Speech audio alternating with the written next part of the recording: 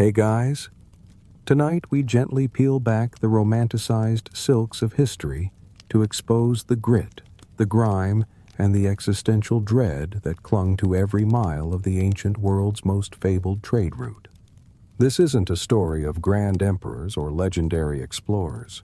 It's a quiet whisper of the daily struggle, the constant peril, and the sheer unyielding exhaustion of those who truly lived and often died on the Silk Road.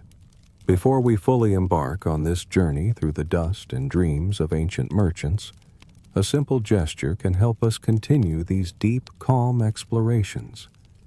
If you genuinely find peace and insight in what we do here, a quiet subscribe and a thoughtful like are always appreciated. And it's always a gentle connection to know who's joining us in this historical drift. Feel free to share your location in the comments, should you feel so inclined. Now dim the lights, settle in, and let your mind drift with the ancient caravans.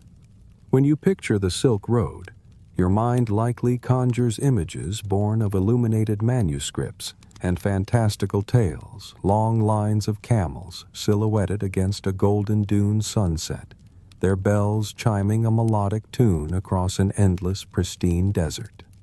You see merchants, their faces etched with the wisdom of distant lands, swapping exotic silks and potent spices beneath lantern-lit tents, a gentle haze of cultural enlightenment hanging in the cool night air.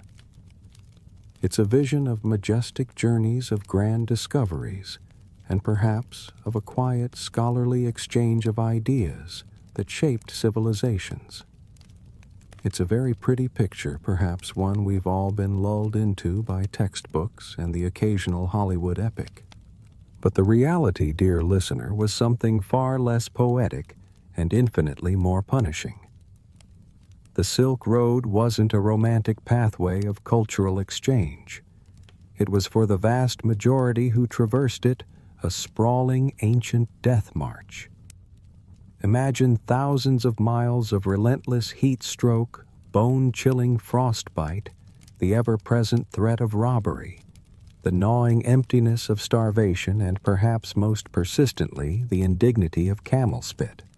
This legendary trade route, you see, was indifferent to your exotic dreams of profit or enlightenment.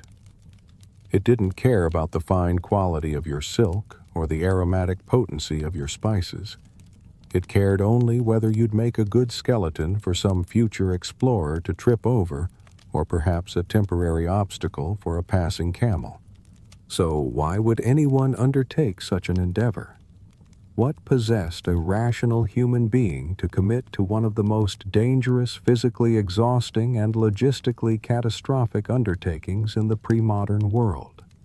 Well, the motivations were as varied as the goods themselves, and often far less glamorous than the silk or saffron they hoped to trade. For some, it was the tantalizing whisper of financial incentive, the dream of returning home with enough gold to feed a family for a year, to afford the luxury of proper shoes for their children, or to simply escape the crushing weight of debt. Imagine working years for barely enough to survive, then hearing tales of merchants who returned from the East with enough wealth to live comfortably for a lifetime. It was a lottery ticket bought with sweat and terror, offering a slim chance at a life beyond mere subsistence. For others, the motivation was less about ambition and more about sheer grinding desperation. Perhaps they were running from debt collectors who had lost all patience, or the crushing disgrace of a failed crop, or even, in more extreme cases, a mildly inconvenient execution warrant from a local lord. The Silk Road, with its vast distances and anonymity, offered a brutal form of escape. It was a place where a past could be shed, albeit at a terrible physical and mental cost. But whether driven by greed or despair, all who embarked upon this journey faced a common enemy, the road itself. You would find yourself traveling for weeks on end, draped in heavy wool, in the searing desert summer, experiencing a level of discomfort that modern air conditioning and breathable fabrics have mercifully rendered unimaginable. Your clothing designed for warmth would become a suffocating shroud, trapping heat and sweat, creating an unyielding envelope of misery around you, mile after agonizing mile. This perilous undertaking, this commitment to a journey that actively sought to grind you into dust, was curiously facilitated by one of the most imposing political forces in human history, the Mongol Empire. Imagine, if you will, the year 1260 CE.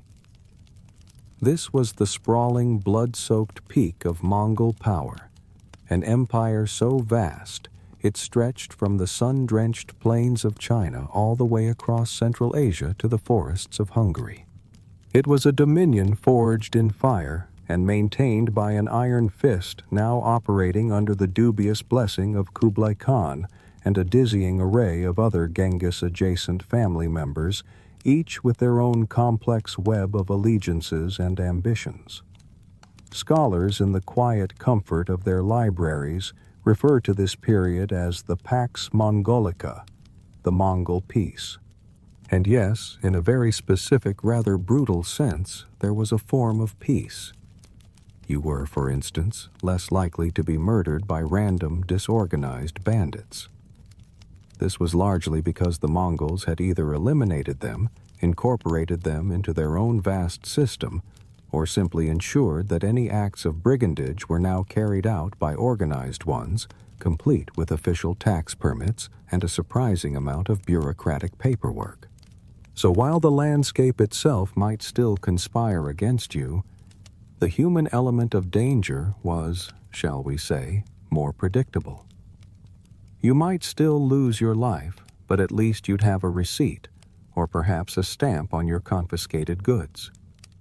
This peculiar brand of peace, however, did foster an environment where trade could and did boom. The roads, such as they were mostly intact, which is a surprisingly high bar for pre-modern infrastructure. Caravans could move goods, could exchange hands, and the vast distances could be traversed with a slightly reduced chance of immediate chaotic dismemberment. But for you, the common merchant, this peace offered little in the way of diplomatic protection. You joined the caravan ranks a lone individual in a vast and often hostile landscape, with no official standing beyond your willingness to gamble your life for profit, and perhaps more immediately concerning a stomach that still hadn't quite adjusted to the uniquely challenging properties of fermented goat milk. Your personal vulnerabilities, both political and gastrointestinal, remained entirely your own. And what of the road itself? It was not as often romanticized a single grand highway, a smooth ribbon of commerce stretching elegantly from east to west. Far from it. The Silk Road was a network, a mess, a sprawling, chaotic tangle of branching paths, crumbling mountain trails, and drifting desert crossings, all weaving and looping and stretching for well over 4,000 miles. Imagine trying to navigate a spider's web that constantly shifts with the wind, where threads disappear in a sudden dust storm, and the directions you've been given were sourced from someone who definitely made it once and now lives in a hut with no teeth. Your navigational aids would be equally uninspiring. You might possess a map, but it would be less a precise guide and more a work of abstract art filled with optimistic guesses and the cartographer's fervent prayers. These hand-drawn nightmares were equal parts speculation and creative optimism, often marking a wide, impassable canyon as, perhaps, a small dip. Beyond the abstract cartography, the fatal weather could shift in an instant, transforming a sunny morning into a blinding blizzard or a suffocating sandstorm. And then there was the advice gleaned from grizzled veterans who had survived, yes, but whose memories were as unreliable as their teeth, often embellished with a generous helping of bravado and a complete lack of accurate mileage. You would listen intently to tales of past journeys, trying to discern truth from legend, all while knowing that a single misstep, a wrong turn based on a mumbled anecdote, could lead you and your entire venture to become just another collection of bones scattered across the vast, indifferent landscape. This was the peace and the path of the Silk Road. So here you are, a merchant, or perhaps a hopeful opportunist, gazing out at the vast, indifferent expanse of the Silk Road. The first undeniable truth that settles deep in your bones, much like the desert sand, is that traveling alone is quite simply suicidal. It's not a question of courage. It's a question of basic survival. To embark upon this journey solo would be to offer yourself as a swift, rather undignified meal to the elements, the wild creatures, or the less scrupulous elements of human nature. No, if you harbored any genuine hope of seeing your family again, or even just turning a modest profit, you would join a caravan.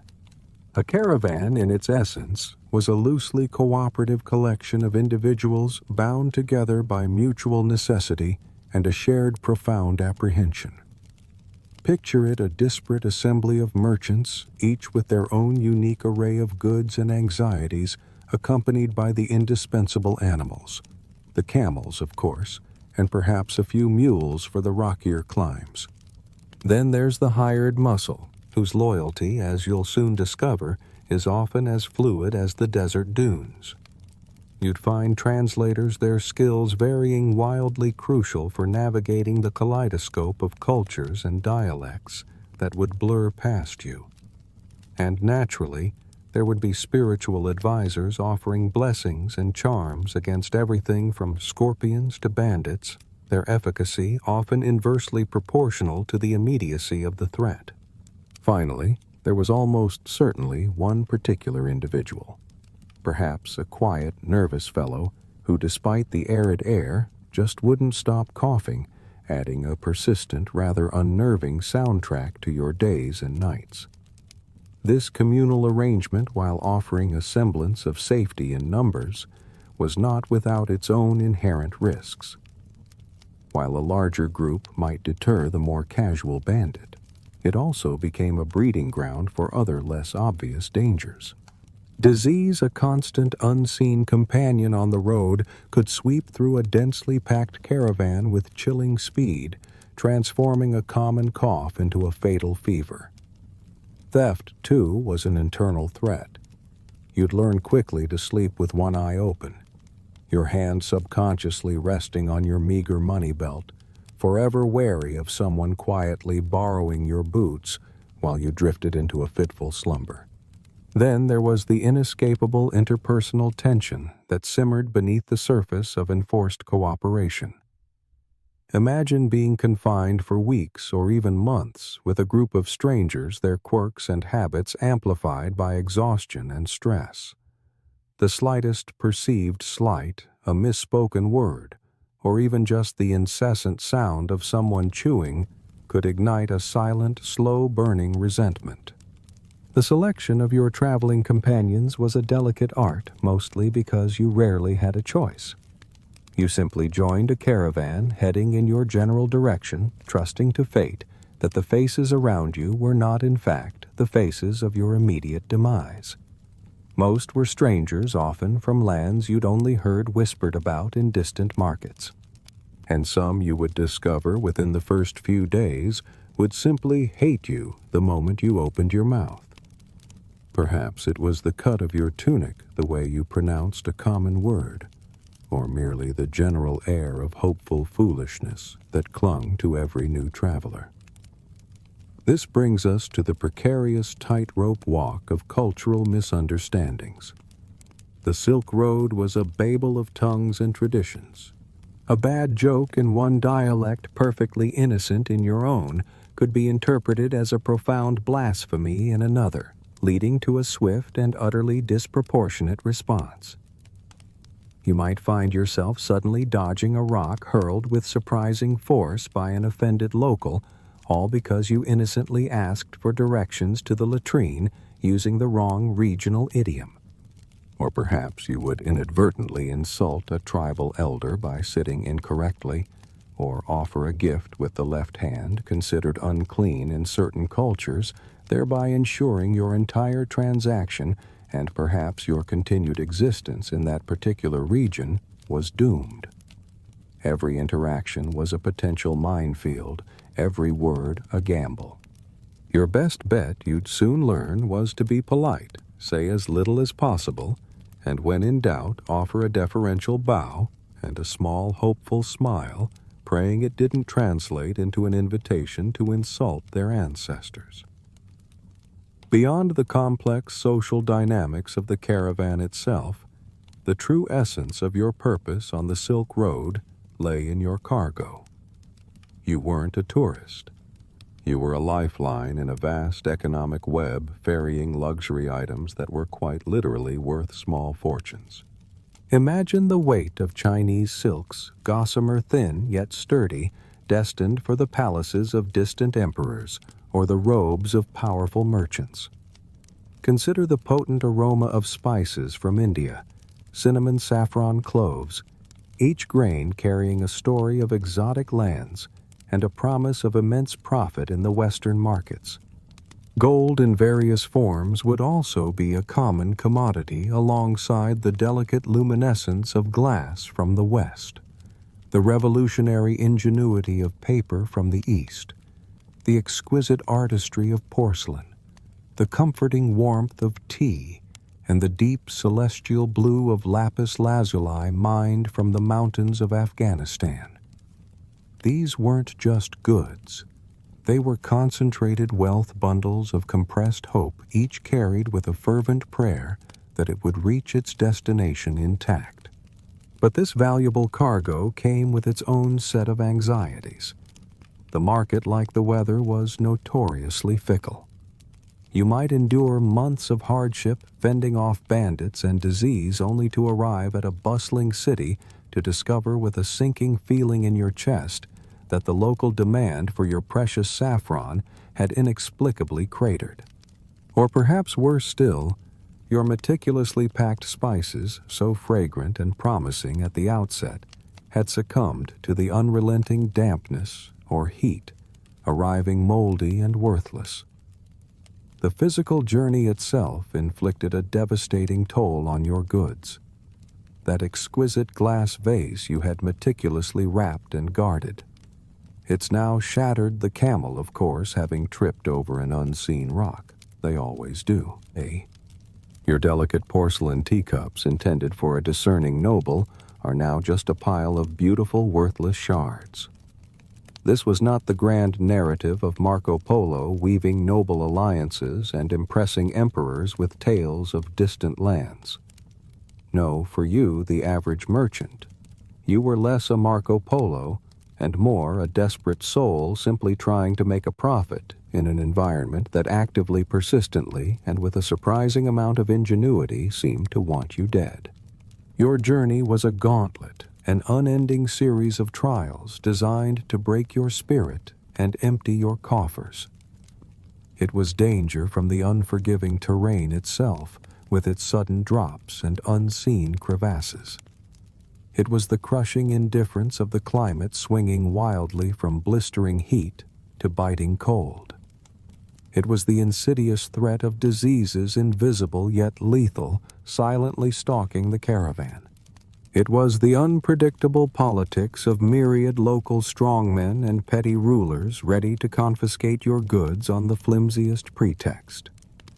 And perhaps most insidious of all, it was the simple mechanical failure of your own wobbly knees after walking 10 hours a day for 7 straight weeks, the muscles screaming in protest, the joints grinding like ill-maintained cartwheels. The Silk Road then was not merely a path. It was a long, dusty, disease-ridden relay race where the ultimate prize was simply living long enough to be robbed in a different language. It chewed up veterans and shredded the unprepared. It left behind not just trails of bones, but also countless untold stories of quiet despair, of hopes dashed, and of resilience stretched to its absolute breaking point. Those who did survive, those who returned, would often embellish their tales, spinning grand narratives of courage and cunning glossing over the mundane horrors. But none of them, you would observe, would ever quite bring themselves to mention how often they had cried silently and desperately on that third endless night alone in the vast, echoing silence of the desert, the stars mocking their misery from an unreachable distance. Amidst the relentless physical toll and the constant gnawing anxiety of the journey, the promise of shelter and rest often proved to be an elusive comfort. The very concept of a good night's sleep, let alone a restorative one, became a distant, almost forgotten luxury. Your primary hope for respite lay in the caravanserais, those large roadside complexes specifically built to offer shelter and basic safety to weary travelers and their animals. These were in essence the medieval truck stops of their day, though notably without the conveniences of running water, readily available food, or anything resembling modern hygiene. They offered thick walls against the wind and opportunistic raiders, but little else in the way of true comfort. The problem, however, was their scarcity. These bastions of relative safety were scattered and sparse, often separated by immense, treacherous distances. You might consider yourself incredibly lucky to stumble upon one every 100 miles a distance, that when traversed on foot or by camel, could take days of grueling effort. More often than not, the vast majority of your nights would be spent sleeping out in the open under the indifferent gaze of the stars. The idea of sleeping under the stars sounds wonderfully poetic, doesn't it? A romantic notion of freedom and connection with the vastness of the universe. Until, that is, the wind picks up, turning your poetic slumber into a relentless assault that fills your nose, eyes, and lungs with fine abrasive sand, transforming every breath into a gritty, uncomfortable ordeal. And the night, even without the sand, was rarely truly peaceful. Disturbances were a regular, unwelcome feature of your rest. The camels, those perpetually surly beasts, would often begin screaming without warning, a blood-curdling sound that would rip you from the deepest slumbers.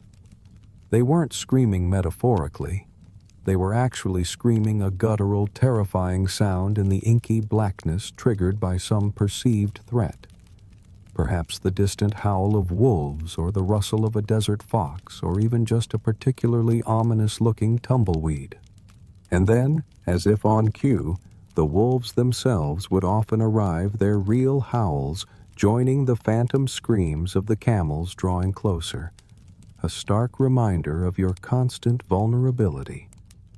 Imagine lying there trying desperately to find some sliver of rest, acutely aware that you were carrying valuable cargo, perhaps a pouch of saffron worth more than your life, as the saying went, yet possessing zero upper body strength to defend it.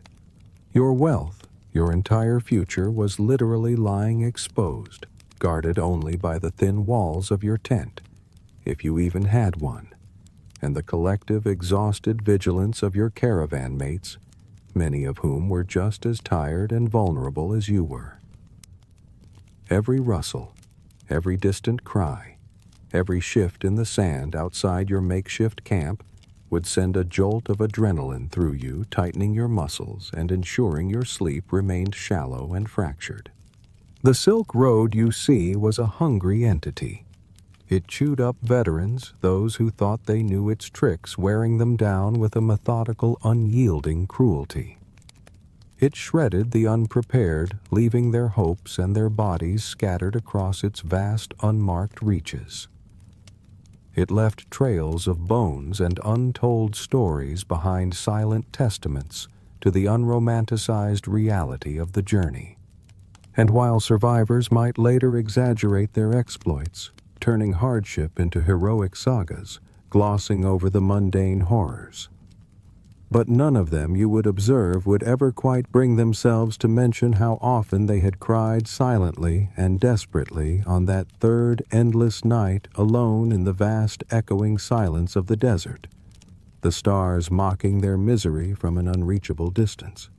Preparing for a journey along the Silk Road was less like packing for a trip and more like preparing for a pre-apocalyptic endeavor. Every single item you chose to bring had to serve at least three purposes, a kind of ancient utilitarian calculus. It needed to possess trade value or be absolutely essential for survival, and ideally, it absolutely could not, under any circumstances, kill you by accident. Consider, for instance, a bolt of fine brocade destined for a distant market. Beyond its obvious monetary worth, it might also serve as a crucial sunshade during the scorching midday sun draped over a makeshift frame. And in the grim reality of the road, it was also perhaps your eventual burial shroud, its rich fabric offering a small comfort in the final indignity of death. Or take dried apricots, excellent for nutrition, their natural sugars providing vital energy. They could also be used for decorations strung as adornments for a temporary campsite. And with a little ingenuity and time, they could be fermented into a rough, surprisingly potent wine, a momentary escape from the harsh realities of existence if you were brave enough to risk the ensuing stomach upset. Every choice was a calculation, every item a multi-tool in the desperate fight for survival. But even more crucial than your carefully selected personal items were your animals. They were quite simply indispensable. Horses, though swift and noble, were far too soft for the relentless grind of the desert and mountains. Their delicate hooves and sensitive constitutions simply wouldn't endure. Mules, while hardy, lacked the sheer stamina and load-bearing capacity required for thousands of miles. No, your non-negotiable companion, your true workhorse, was the camel. Specifically, the Bactrian camel, with its two humps designed by nature itself for extreme temperatures and profound endurance. These magnificent yet perpetually displeased creatures could survive on the scantiest of thorny weeds, and it seemed on pure, unadulterated spite. Loading these beasts was an art form in itself, a daily struggle against both gravity and animal temperament. Each camel could carry around 400 pounds of cargo, a formidable weight. But it wasn't just about weight. It was about balance. A poorly balanced load would lead to discomfort for the animal, which would quickly express its displeasure through protests, balking, or the dreaded full-body shudder. Worse, an unbalanced load could shift, causing the camel to lose its footing on treacherous terrain, sending your precious goods tumbling down a ravine, or in a moment of pure vindictive animal logic, simply causing the camel to chase a passing butterfly with its cumbersome burden, perhaps tumbling over a cliff in the process. Your camel was your lifeline, your transportation, your mobile storage unit, and your most frequently used punching bag for any latent frustrations. It was, without a doubt, the only living thing on this entire trip less enthusiastic about it than you were. And they screamed. Not metaphorically. They actually screamed a loud, piercing, unholy sound, often directly into your face, especially when you were trying to coax them to rise or to take on just one more carefully balanced bale of spices. You would never under any circumstances travel alone, unless, of course, you harbored a profound death wish, and perhaps more importantly, had no one to inherit your substantial debts. A guide was paramount, an absolutely crucial figure. This individual, often a local or a seasoned veteran of the route, knew the land intimately, could navigate by the stars, and the subtle shifts in the wind spoke the necessary languages, and most critically knew which rivers are full of bandits, merely pretending to be toll collectors. Their knowledge was not merely practical. It was often the difference between life and a desiccated corpse in the sand. But one guide was rarely enough. You needed translators plural to navigate the kaleidoscopic array of cultures and dialects you would encounter. The Silk Road wasn't just a physical journey. It was a linguistic labyrinth. A wrong inflection, a slight mispronunciation could transform a perfectly innocuous good morning into a grave insult, or perhaps more specifically, a statement like, "I slept with your goat," with all the attendant implications of violence and profound cultural offense.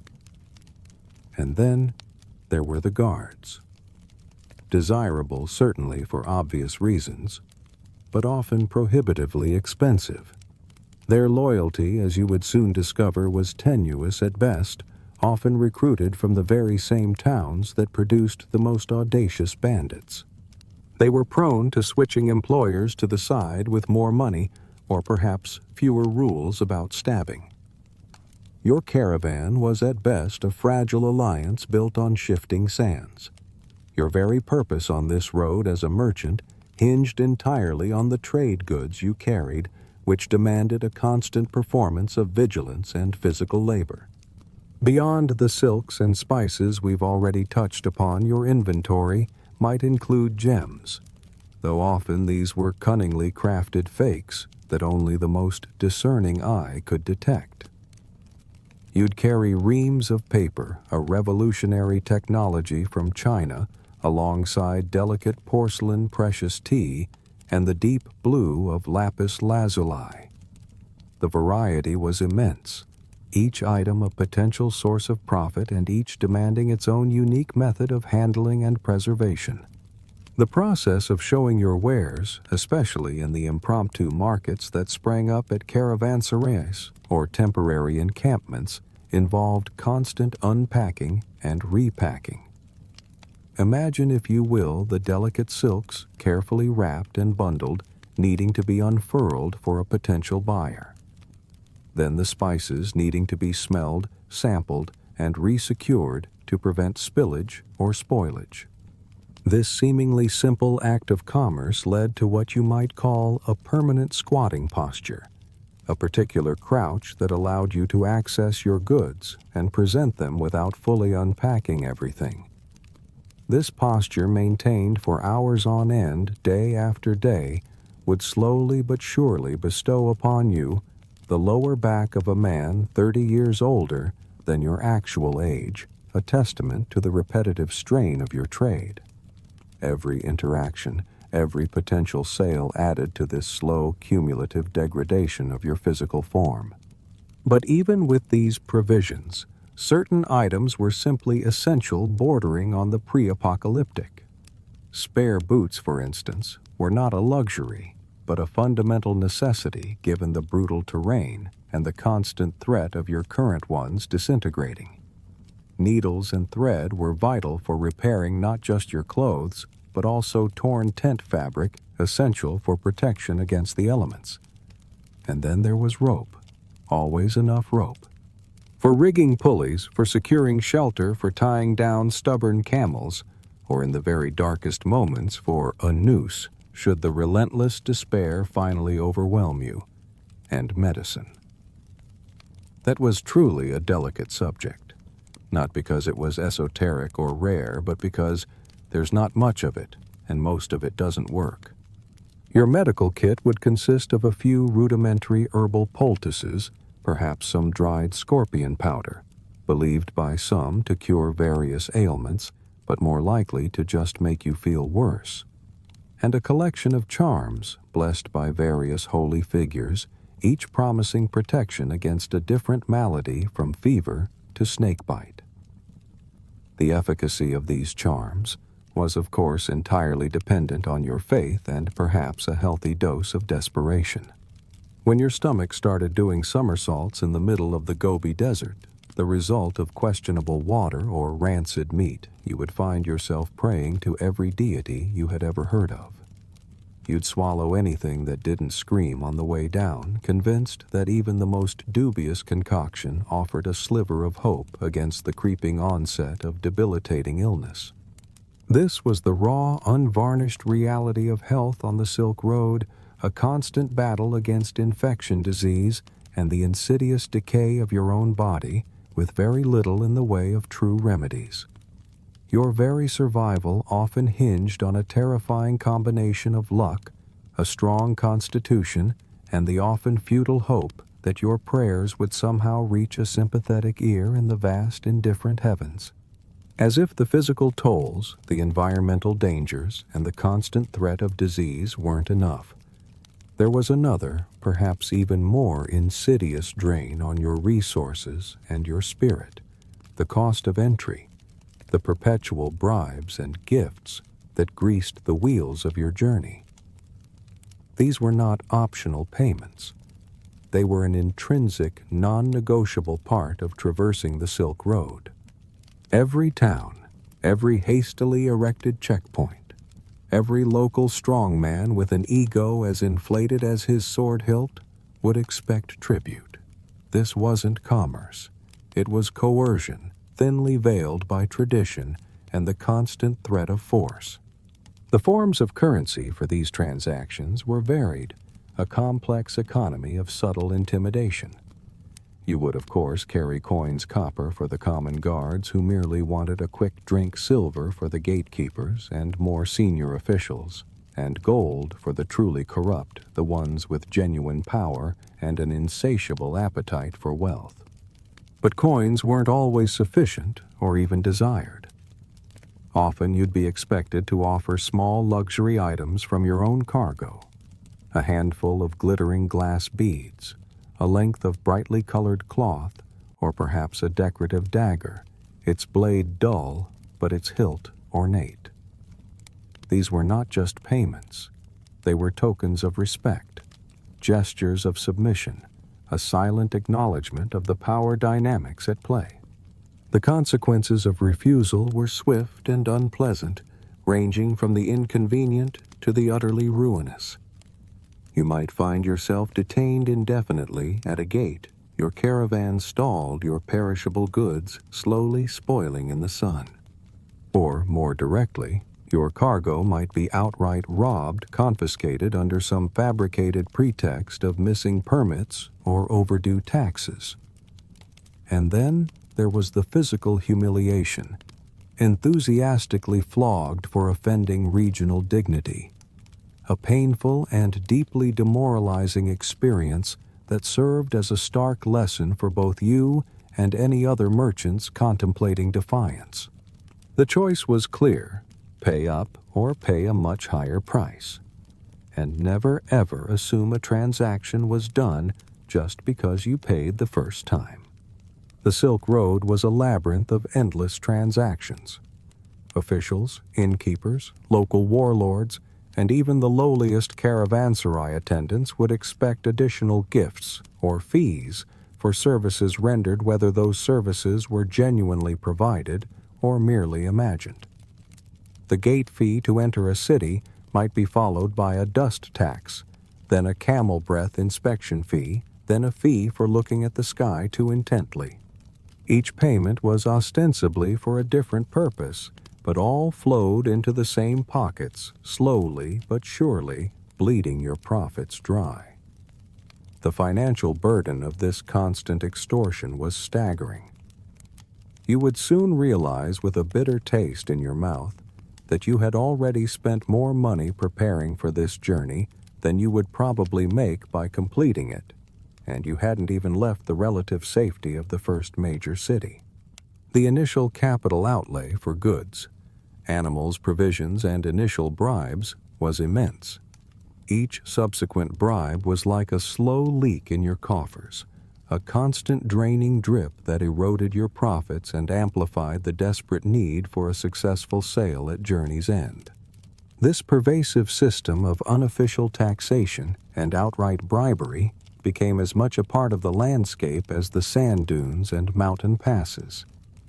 It was a testament to the fractured nature of authority across the vast Mongol Empire, where local power was often unchecked and opportunism reigned supreme. Your survival and the slim hope of profitability depended not just on your resilience against nature, but on your ability to navigate this intricate venal web of human greed, to pay without resentment, to feign humility even when being overtly fleeced, and to always have a small, easily accessible gift ready to mollify the next outstretched hand. Each morning on the Silk Road began with a peculiar blend of routine and mild dread, a stark contrast to the poetic vision of camels greeting the dawn. Despite the early hour, often before the sun had fully lifted its head above the horizon, your camel would invariably be trying to bite you, displaying a level of pure, unfiltered malice wrapped in shaggy fur. These animals, essential as they were surly, stubborn, loud, and smelled perpetually, like someone fermented an old rug in a vat of goat milk. It was a scent that clung to your clothes, your skin, and eventually your very soul. Coaxing them to rise to accept their burdensome loads was a battle of wills, a daily negotiation with a creature whose primary motivation seemed to be your profound discomfort. The caravan itself, once roused and loaded, did not move with the majestic grace of an army on parade or the efficient precision of a well-drilled unit. No, it lurched slowly, unevenly, like an exhausted centipede held together by twine and anxiety. Each step was a testament to reluctant cooperation, a grinding, shuffling procession across the often inhospitable landscape. The pace of this lumbering organism was dictated by the slowest member, the weakest animal, the most challenging stretch of terrain, and inevitably the most unpredictable weather. On a good day, you might cover 20 to 25 miles, a respectable distance for the arduous conditions. But a bad day could see you making almost no progress at all, stuck for hours, perhaps digging out a cartwheel from a particularly tenacious patch of sand, or simply waiting out a sudden violent sandstorm that reduced visibility to nothing and filled every crevice with abrasive grit. The group dynamic, if one could call it that, was equally unglamorous. It was a collection of self-interested strangers held together by mutual need and the vague threat of wolves. There was little in the way of genuine companionship. Meals were often eaten separately, each person huddled over their own meager rations, guarding their food jealously. Sleep, when it came, was similarly solitary, each individual trying to carve out a small private space in the vast open expanse. The closest thing to unity or shared activity was the pervasive gossip, a low hum of speculation and complaint that rippled through the caravan. This might involve agreeing with quiet resignation that the stew served at the last caravanserai tastes like boot water, or sharing a collective grumble about the guide's questionable navigation skills. True camaraderie was a luxury rarely afforded by the constant stress and the inherent distrust that permeated every interaction. As the sun climbed higher, casting long, stark shadows across the landscape, the monotony of the trek would begin its insidious work. The rhythm of the road was less a gentle sway and more a grinding endurance test. You'd rise before dawn, roused by the first faint hint of light, or perhaps by the screaming of your camel. Then came the endless process of packing, securing your meager belongings, and coaxing the reluctant beasts into motion. Hours would be spent simply walking one foot in front of the other through an environment that never seemed to offer a moment of relief. The wind would buffet you swirling dust into every orifice, and the temperature would swing wildly from the crisp chill of the desert morning to the searing heat of midday, then back again to the biting cold of dusk. Your feet would scream in protest, boots rubbing them raw each step, a fresh agony, a slow, continuous abrasion. Your lips exposed to the relentless sun and wind would crack like old parchment, a constant irritating reminder of the extreme dryness. You would try desperately to distract your mind from the physical torment and the creeping existential dread. You might hum a half-remembered tune or murmur prayers to any deity who might be listening, or try to count the flies buzzing around your head, anything to avoid the creeping realization that you're only on day 5 of what might be a 3-month journey. The true horror wasn't the sudden ambush. It was the slow, unyielding, mind-numbing repetition, the knowledge that each day would be a mirror image of the last, stretching out into an unimaginable future of dust and despair. Navigation on the Silk Road was not a science. It was an exercise in collaborative guesswork, a terrifying blend of ancient wisdom, sheer intuition, and a healthy dose of desperation. Your life and the lives of your companions hinged on the ability to read the subtle signs of the land signs that often contradicted one another or were simply too faint for the uninitiated eye. You would follow the steady, unwavering procession of stars across the black desert sky, their ancient patterns offering the most reliable guidance. You would also more grimly follow the scattered bones of past travelers' silent markers, indicating not just a path, but a grim warning of where failure lay. And then, of course, there were the unreliable guides whose directions were often delivered with a confidence that far outstripped their actual accuracy. Maps, as you might conceive of them today, were almost entirely absent. What you possessed were hand-drawn nightmares that are equal parts speculation and creative optimism.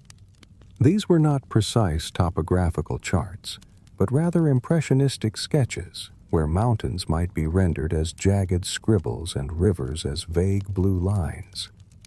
They often contained optimistic annotations like, "Here be water, perhaps," or "Safe passage if gods permit." The true logic of the route was not designed for efficiency or speed, but for survival. Paths were carved around things that might kill you slightly less quickly, a pragmatic approach to a landscape actively conspiring against your existence. A detour of many days might be the only way to avoid a known bandit lair or a particularly treacherous pass notorious for sudden avalanches. The daily rhythm of the Silk Road was a peculiar mix of monotony and mild dread. Every day began long before dawn, a time of aching backs and stiff muscles. You'd pack your meager belongings, coax the perpetually complaining camels to their feet, and begin walking hours, stretching into an eternity. You'd endure the relentless wind which seemed to carry not just dust, but the very essence of exhaustion. The dust, fine and abrasive, would infiltrate every pore, every fold of your clothing, every crevice of your pack, and the extreme temperature swings from freezing nights to scorching days were a constant assault on your body's ability to regulate itself. Your boots, perpetually worn and thin, would rub your feet raw each step, a fresh agony, a slow, continuous abrasion. Your lips, exposed to the relentless sun and wind, would crack like old parchment, making every attempt to speak or drink a painful ordeal. In desperation, you'd try to distract your mind from the physical and mental toll. You might hum a repetitive, tuneless melody or murmur prayers to any deity who might be listening, or try to count the flies buzzing around your face, anything to stave off the creeping realization that you're only on day 5 of what might be a 3-month journey. This internal battle against the mind's descent into despair was often as difficult as the physical journey itself. Campsites, you'd quickly learn, were a fluid concept. Sometimes, if fortune truly smiled upon you, you might find a sheltered clearing, a relatively flat expanse of earth protected from the worst of the wind. More often, a campsite was simply a patch of less murderous rock, a place where the terrain was slightly less inclined to immediately end your life. Even a caravanserai, those supposedly safe havens, offered only relative safety. While their walls might protect you from opportunistic raiders, they offered no guaranteed rest.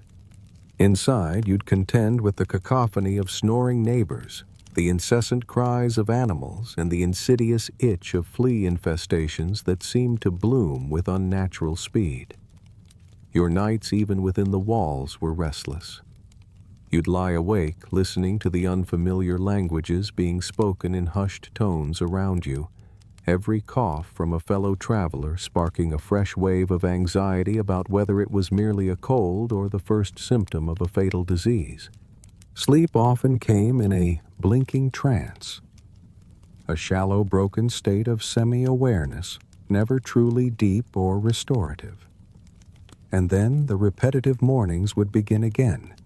Aching backs, swollen hands, the sight of your camel still foaming at the mouth, looking at you with what could only be described as profound disdain. Breakfast, a meager affair. Tasted like compressed sadness. And before you even thought of lifting your feet for another day, you'd check instinctively for stolen boots, the constant vigilance a heavy cloak on your spirit. The road you'd come to understand didn't want to kill you quickly. No, it was far more insidious than that. It wants to wear you down, grind your spirit into dust over the course of endless trudging days and restless flea-bitten nights. Your boots would thin, your patience would fray, and your camel, in a particularly cruel twist of fate, would seem to make eye contact with you every time it spat a silent, defiant challenge. Among the myriad environmental gauntlets the Silk Road threw at you, few were as notorious or as terrifying as the Taklamakan Desert. Its name itself whispered with a grim reverence by seasoned travelers translated ominously to, "Go in and you won't come out."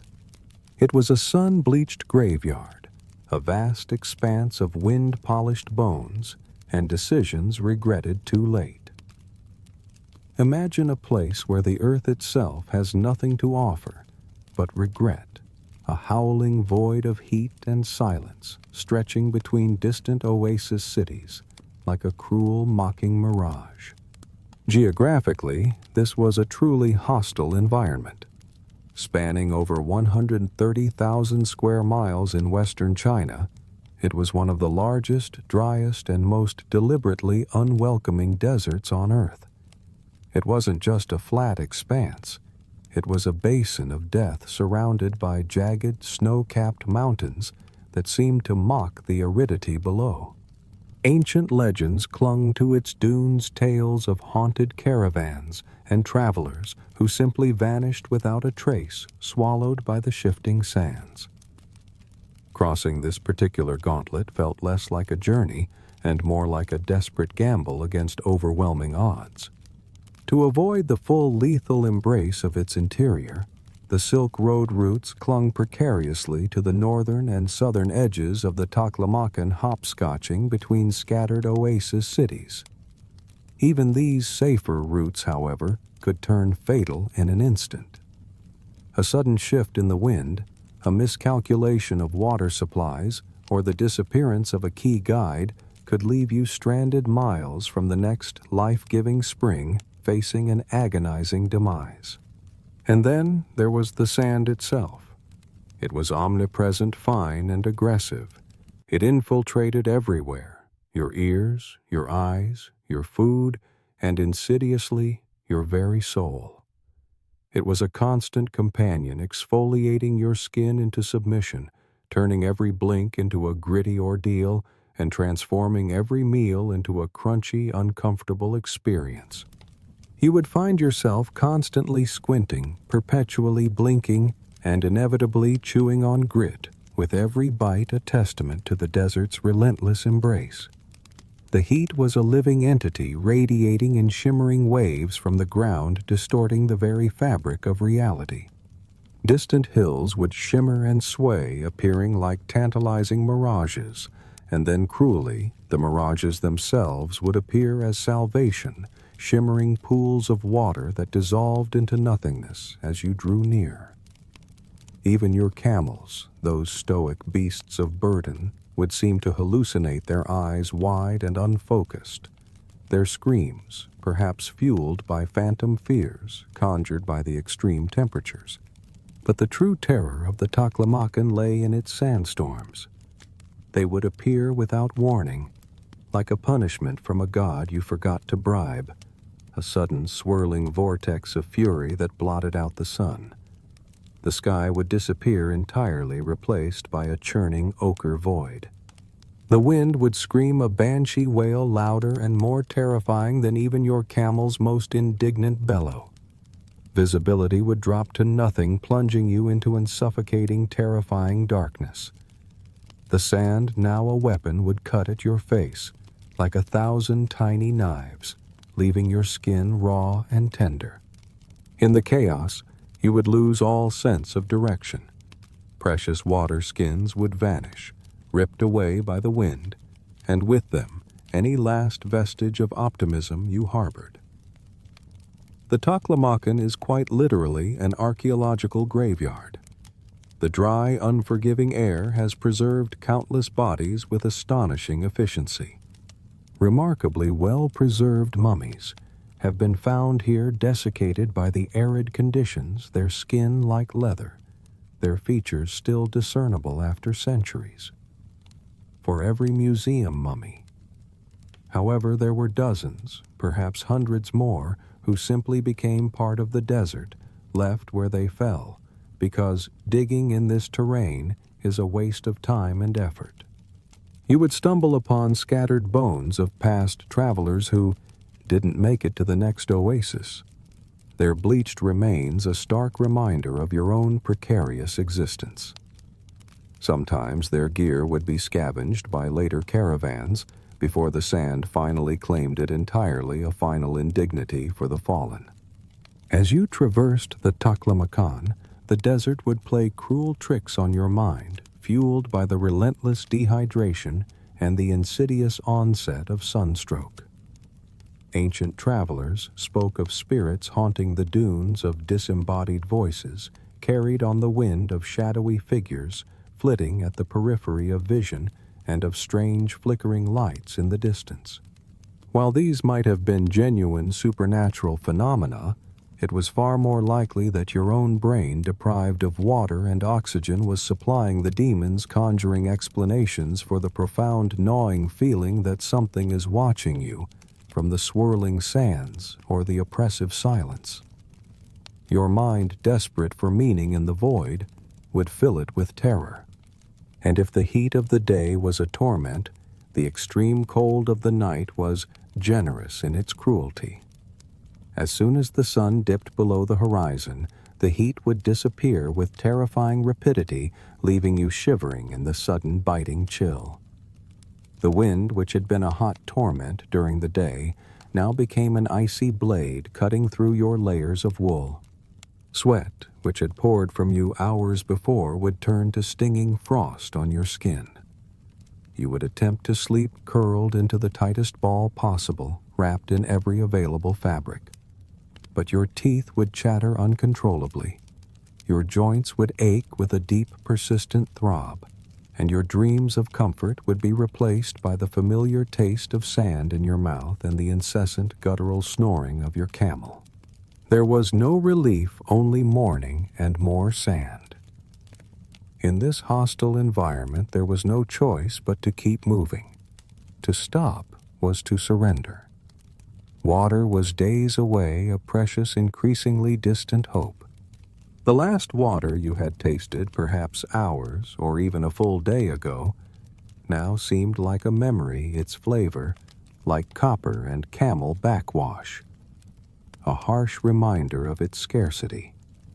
Your supplies, meticulously rationed at the outset, were now being doled out to the point where even your raisins are starting to look like luxury. Each shriveled fruit, a precious source of energy and a desperate counter to the emptiness in your stomach. The desert in its vast, terrifying expanse is simply indifferent, and that somehow is worse than outright hostility. It doesn't hate you, it merely exists, and in its existence it consumes all who are not perfectly prepared, perfectly resilient, and perfectly lucky. After what feels like an eternity of this punishing landscape, a miracle begins to appear on the horizon. A green smear, a faint, improbable patch of trees, a glint of water, the suggestion of life in the vast desolation. There are no cheers, no shouts of triumph among the caravan. Just a quiet, collective adjustment of packs, a subtle shift in the rhythm of the weary feet, and a silent, unspoken movement towards that distant promise.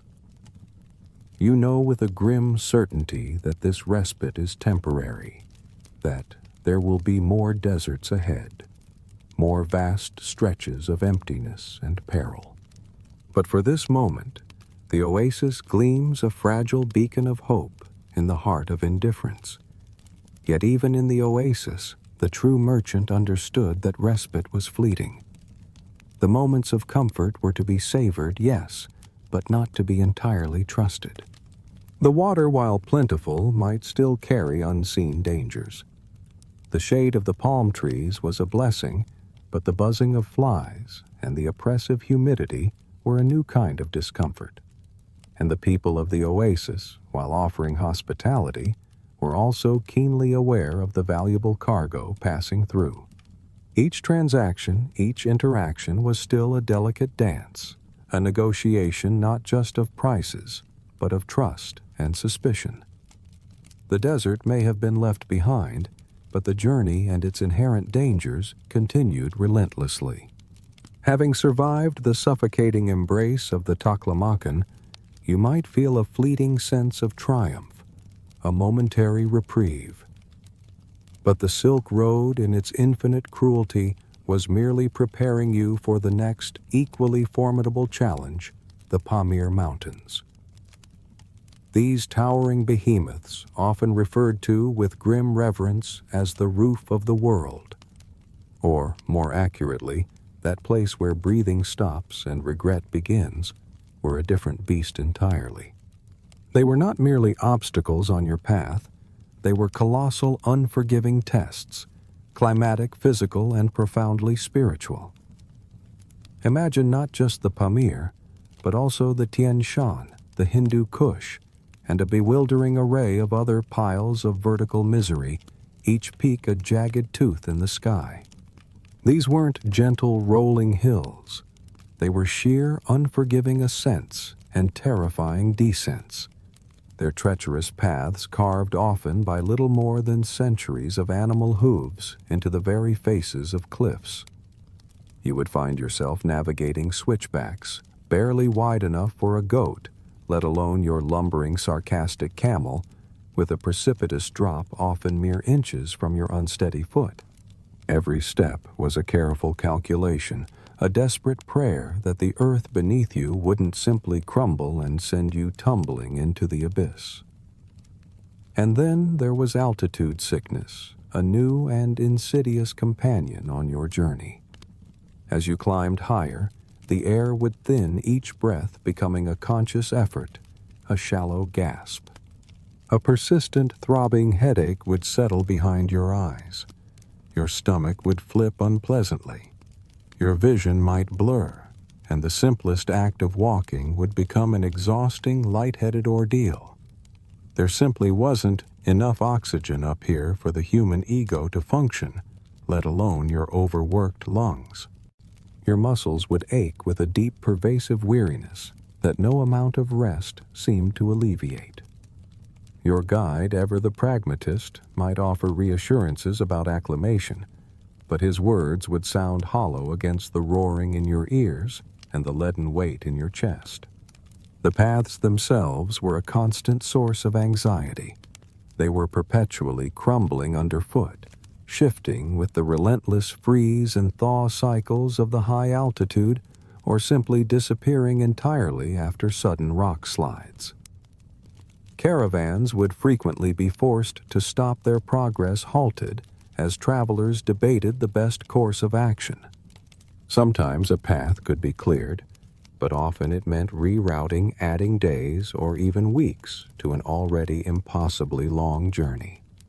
And sometimes it simply meant pushing forward, trusting to sheer luck and brute force, valuing the precious goods more than the fragile integrity of your own spine. The sheer drop-offs were enough to induce a profound vertigo. You would find yourself walking with your back pressed as closely as possible to the mountain wall, your eyes fixed firmly on the ground immediately in front of you, desperately trying not to look down. More often than not, you would fail. A quick, involuntary glance into the yawning chasm below would unlock a new level of anxiety, a primal fear that would grip you with icy fingers, reminding you of the terrifying fragility of your existence in this unforgiving landscape. Adding to the torment of the mountains was the utterly unpredictable weather. It was less of a forecast and more of a random punishment generator. You might begin a morning under a deceptively sunny sky only for a sudden hailstorm to descend upon you by lunchtime, its icy pellets stinging your exposed skin. By sunset, it could be snowing, the flakes swirling in a dizzying dance, covering the treacherous paths in a fresh layer of peril. The wind, in particular, was a malevolent force cutting through your layers of wool and leather, causing you to lose all sensation in your fingers, your nose, and your ears. You would fantasize about fire, about becoming it, a desperate craving for warmth that bordered on obsession. You might even seriously consider burning spare socks or any other valuable fabric just for a few moments of life-saving heat, the immediate need outweighing any future utility. Night shelter in these altitudes was a grim affair. You would curl up against cold rock walls, shivering uncontrollably under thin blankets that offered little protection against the biting cold. Frost would form on your boots, a stark reminder of the freezing temperatures. There were often no trees for fuel, meaning any hot meal was a luxury, and most nights your meals were cold hard and mostly theoretical, consumed quickly before the chill rendered them utterly unpalatable. You would gnaw on armor-like dried meat, its texture as unyielding as the mountains themselves, and sip boiled regret tea, its bitterness doing little to warm your core but at least offering some liquid sustenance. Hypothermia became a grim team sport. You would huddle together with your fellow travelers, pressing close for warmth, sharing the meager heat generated by your collective bodies. Your breath would fog in the frigid air. Your thoughts would become sluggish and indistinct, and your kidneys would feel strangely disconnected from the rest of your body, a peculiar side effect of the extreme cold. It was a shared misery, a communal descent into a hypothermic haze, where individual suffering was momentarily forgotten in the desperate need for warmth. Even the animals struggled. Your camel, already prone to complaint, would move even slower its lumbering gait, a testament to its discomfort, looking at you with something dangerously close to judgment, as if blaming you personally for this frigid ordeal. While pack goats and yaks fared slightly better in these high altitudes, even they would slip-trip or simply refuse to move, their stubbornness amplified by the harsh conditions. Unloading animals on cliff edges in the snow with fingers so numb they barely functioned became a daily terrifying ritual, each misplaced step a potential disaster. Emotion, too, seemed to freeze in the thin mountain air. You don't cry. You would realize, not out of stoicism, but because there's no moisture left in your body to spare, every drop dedicated to the grim business of survival. The concept of tears seemed absurd, a waste of precious bodily fluid. When you encountered other caravans in these lofty passes, they would be equally gaunt and hollow-eyed, their faces etched with the same profound exhaustion. You would exchange few words, perhaps a brief knowing nod, but there was no lingering, no conversation. The mountains, you understood, don't like delays. Every pass began to look the same. Every snow-covered ridge a mirror image of the last. You would lose all track of time questioning if you were even moving forward or simply going in circles. Your maps, those wrinkled scrolls that offer about as much guidance as a drunken rumor, became useless. You would trust your guide not out of certainty, but out of sheer mental exhaustion, surrendering your fate to their often dubious wisdom. The descent, when it finally began, was not a triumph, but being released from a chokehold. Your chest would expand, air filling your lungs with a sudden, almost painful sensation. Your body would slowly begin to thaw, your fingers twitching with returning sensation. And inevitably, your camel would spit a final ungracious reminder of who's really in charge. A last act of defiance before the relative ease of lower altitudes. You had made it through the mountains, but you were no stronger, just colder, skinnier, and a little more broken, knowing with a chilling certainty that the next circle of Silk Road hell awaited. Having battled the indifference of the desert and the cruelty of the mountains, you might be tempted to believe that the worst was behind you. But the Silk Road had one final insidious gauntlet to throw your way, the human element. The core survival tenet, you would quickly learn, was chillingly simple. Never assume the danger is over just because the landscape has stopped trying to eat you. Indeed, the human threats often proved more cunning, more unpredictable, and ultimately more infuriating than any sandstorm or blizzard. Banditry on the Silk Road wasn't always about cartoonish villains in masked cloaks emerging from rocky ravines. Sometimes the bandits were friendly locals who rode alongside your caravan for a day, exchanging pleasantries and sharing stories only to return under the cover of night, not to attack you, but to quietly steal your most valuable camels. These were the unofficial toll booths of the route loosely organized gangs who operated with surprising efficiency, charging exorbitant passage fees and punctuating any denial with the glint of sharp objects.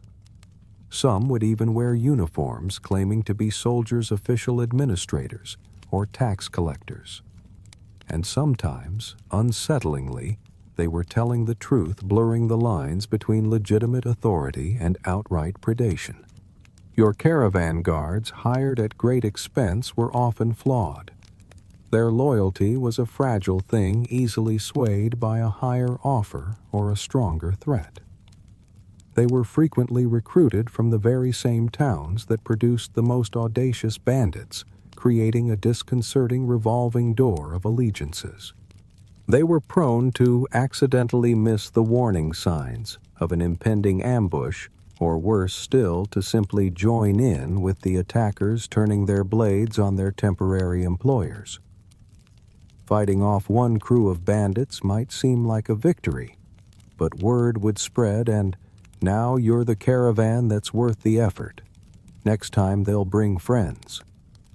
A far more formidable and often fatal challenge. Pervasive corruption became a daily companion, a shadow that followed you from one encampment to the next. Every checkpoint, and there were innumerable ones, presented a fresh opportunity to lose money, or perhaps more painfully, to lose your patience. Imagine arriving at a city gate exhausted and covered in dust, only to be subjected to a meticulous inspection by guards who would invariably find non-existent problems. Your permit was missing a stamp, your spices were deemed forbidden, your religious texts were in the wrong language, or most vaguely and infuriatingly, you simply harbored bad intentions. These manufactured issues were, of course, always resolved by a bribe. A few silver coins slipped into a waiting palm, a quiet understanding passing between you and the guard. The art of bribery was a delicate dance, a precarious balance between paying too little, which would result in the confiscation of your goods, and paying too much, which would land you squarely on the corrupt official's generous idiot list, marking you as an easy target for future extortion. It was an art never truly mastered, only navigated with varying degrees of success and a constant simmering resentment. To complicate matters further, you might encounter fake checkpoints manned by individuals with sharp weapons and convincingly tattered flags, who would declare themselves independent chieftains or self-proclaimed khans, demanding bribes for safe passage documents that looked suspiciously like they had been wiped on a camel's hide and liberally stained with wine. These documents were of course entirely worthless beyond the moment of their exchange, offering no real protection. The human gauntlet of the Silk Road was not limited to external threats. It was also riddled with the insidious poison of betrayal from within. The caravan, for all its necessity, was merely a temporary alliance, precariously held together by profit and fear. It was an environment where trust was a dangerous luxury and suspicion was a vital tool for survival. Items would mysteriously go missing, a pouch of coins here, a roll of valuable silk there, always just enough to be noticeable but never enough to pinpoint the culprit. Guards would accidentally fall asleep on watch or conveniently be distracted when an opportune moment for a petty theft arose. As the journey wore on, tensions within the caravan would inevitably rise.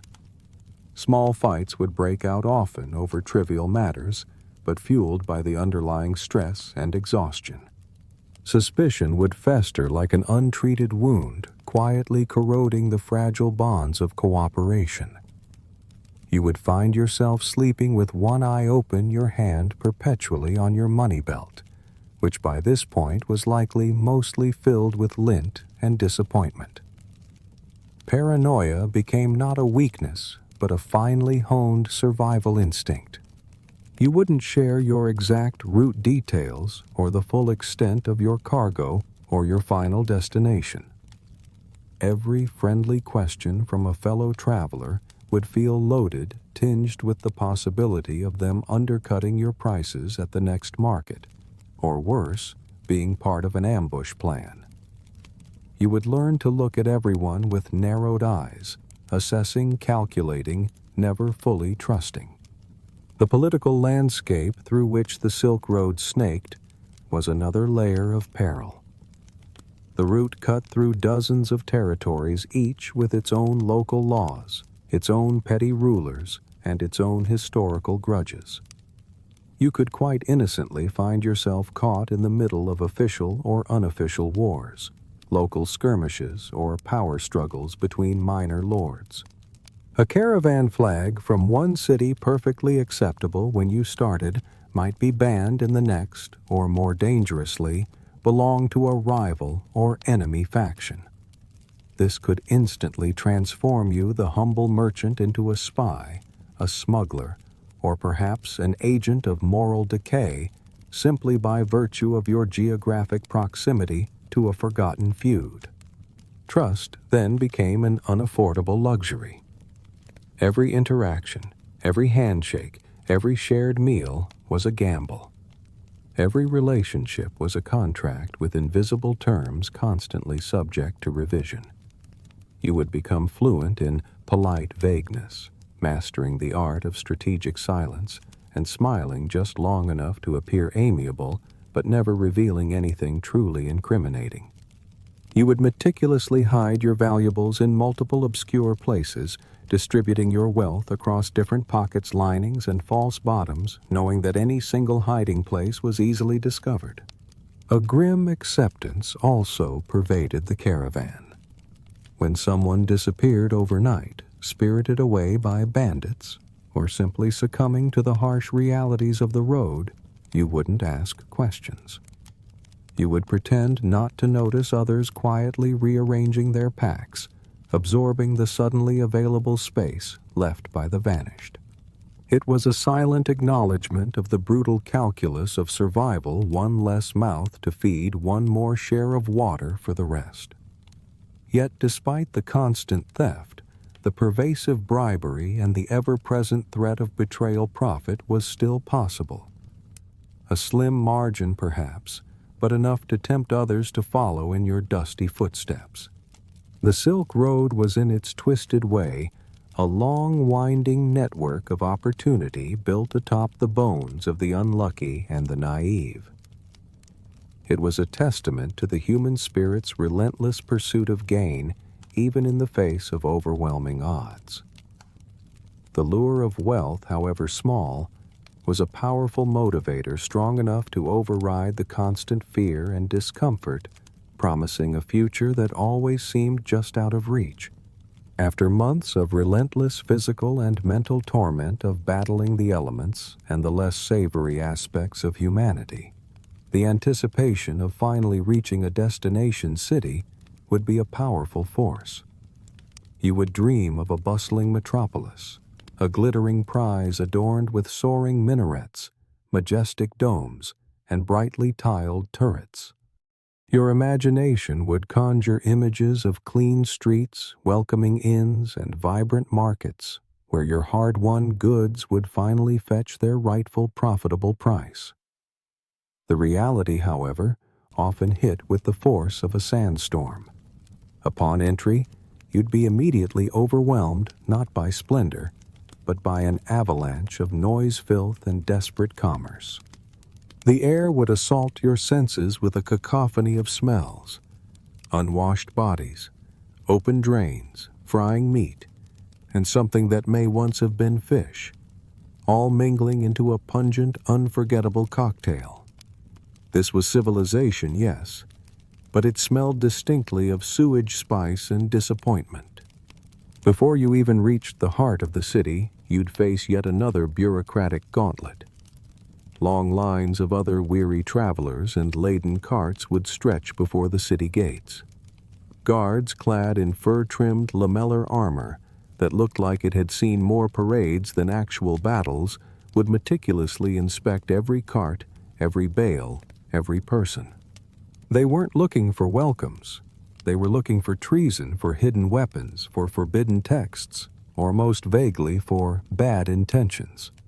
Passage was granted only after endless delays, often facilitated by further bribes, perhaps a few more precious coins, or even in a moment of desperate bargaining your translator's well-worn boots.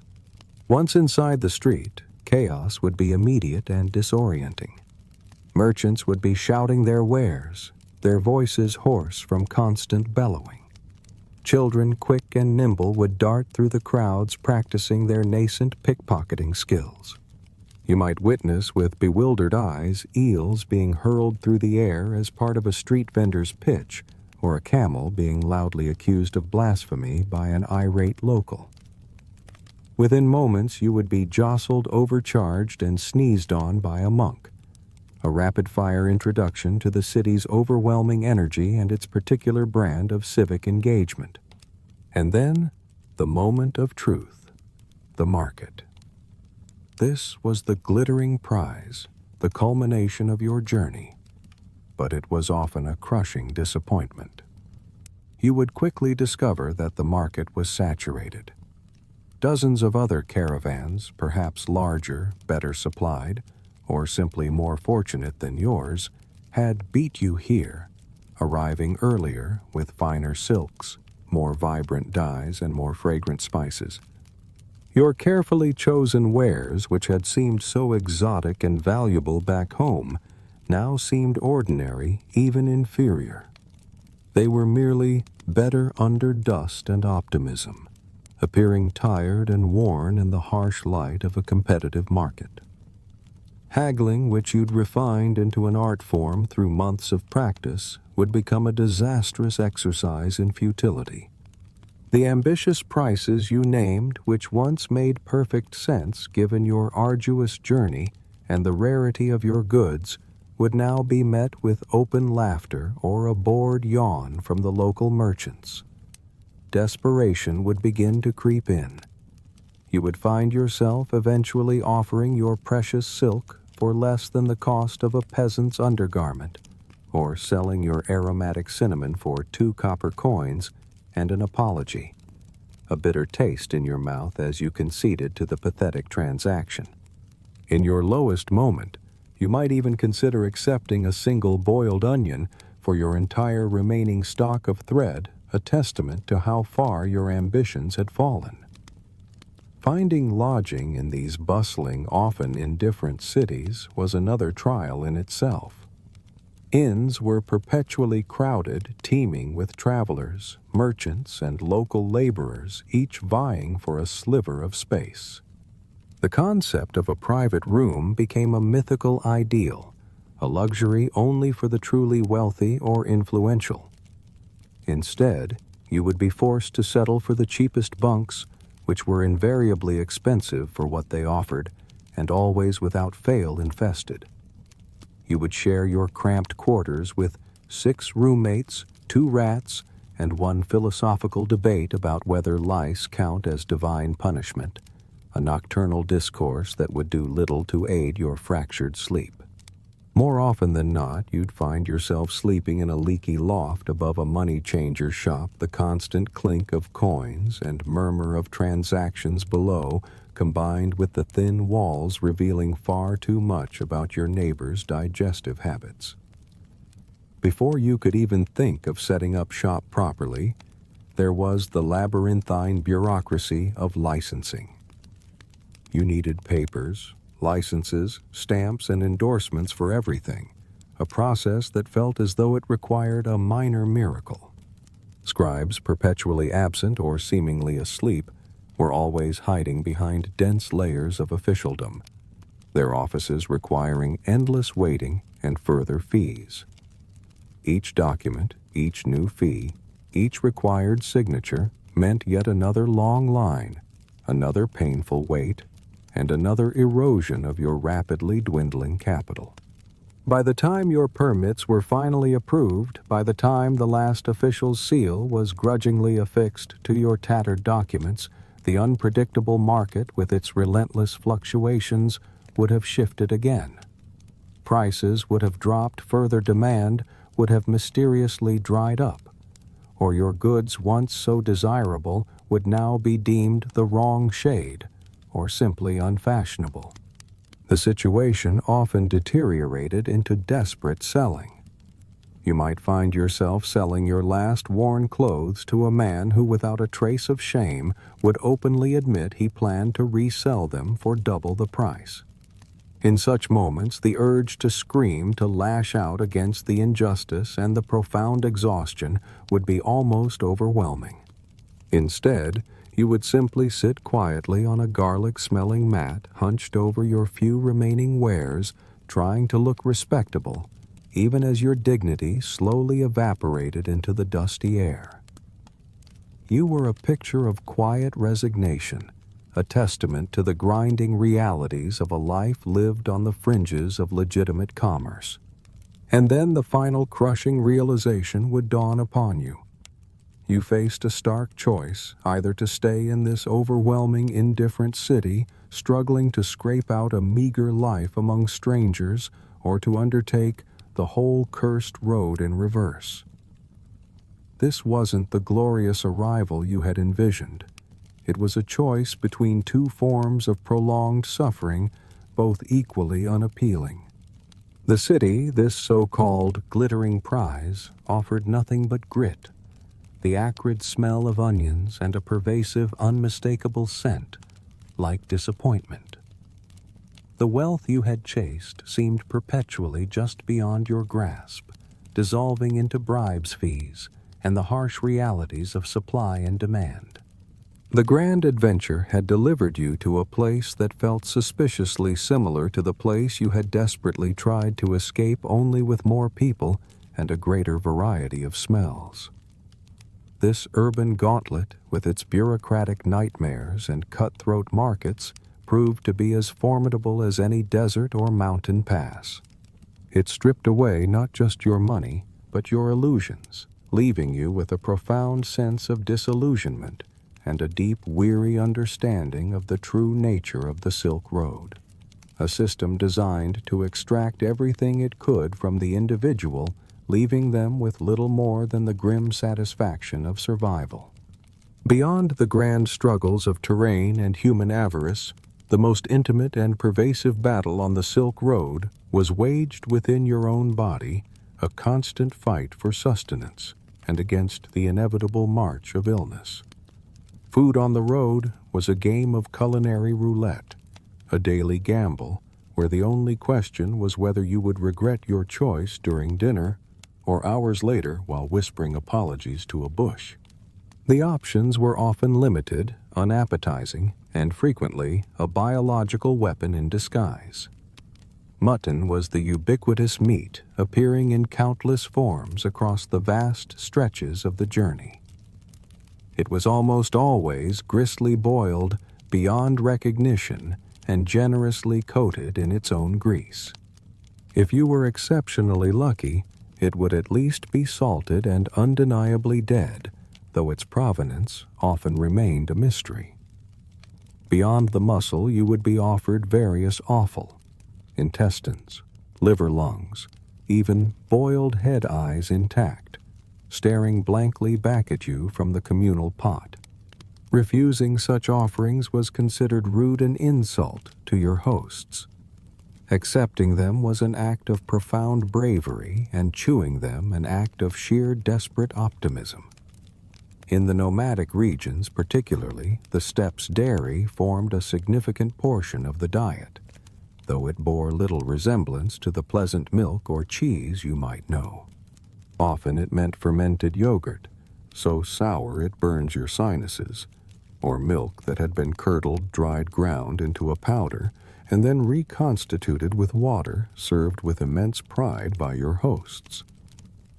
The crown jewel of nomadic dairy, however, was Kumis fermented mare's milk. This was a lightly alcoholic, intensely tangy beverage that smells like what happens when a stable loses a bet. While locals would swear by its myriad health benefits, you would in all likelihood swear at its pungent flavor and peculiar texture, a constant challenge to your palate. Grains formed the other staple of the Silk Road diet. In the more settled cities and agricultural regions, wheat-based flatbreads were common, chewy, sturdy, and usually mildly dusty from their journey. Further east, rice, often served as a watery porridge, became more prevalent. In leaner regions, or during particularly difficult stretches, barley or millet would be your daily bread, providing basic caloric intake but little culinary joy. Fresh fruits and vegetables were a luxury, seasonal, and utterly inconsistent.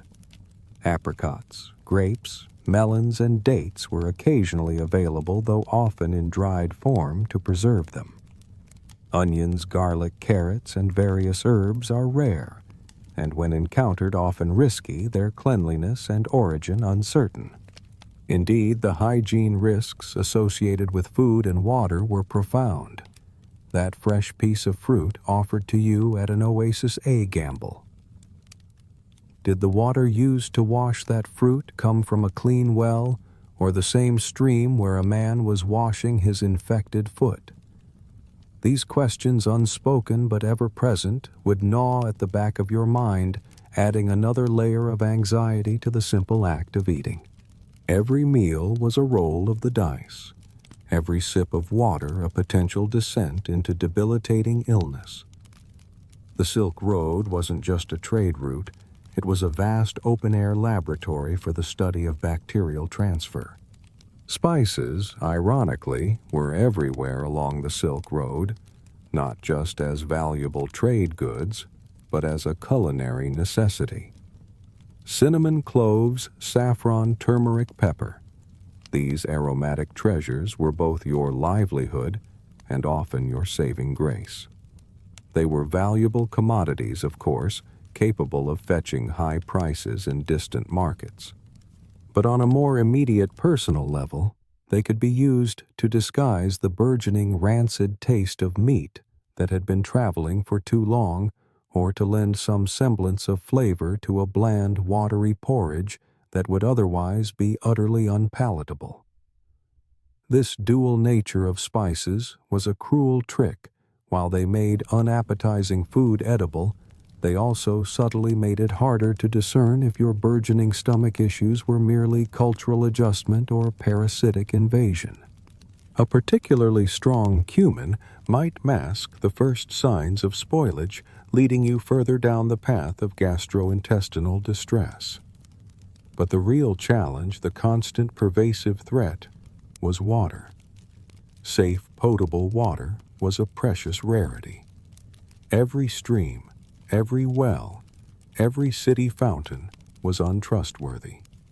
These were often communal sources where birds bathe children, splash, and questionable traders wash questionable things.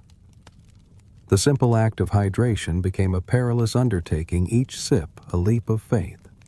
Boiled tea, despite often tasting like bitter grass or burned wood, became a lifeline. It was the safest option, the heat of the boiling process at least killing some of the unseen dangers. You would learn to sip it slowly, reverently, praying with each mouthful that the cup itself was clean, that the water had been boiled long enough that this essential act of survival wouldn't be the cause of your demise.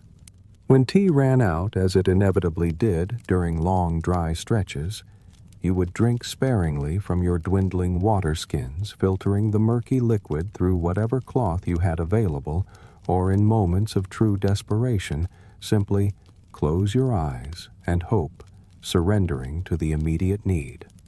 The act of eating on the Silk Road, for all its inherent risks, was usually driven by a hunger that overrode any sense of dignity.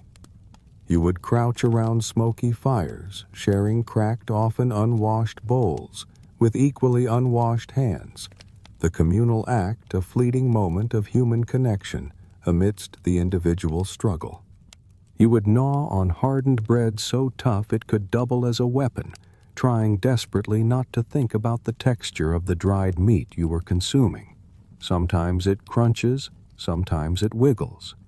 Each sensation a fresh assault on your already frayed nerves. And despite all precautions, illness would follow you always.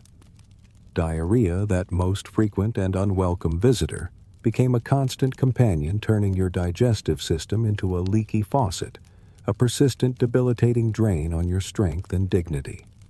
More serious diseases were rampant.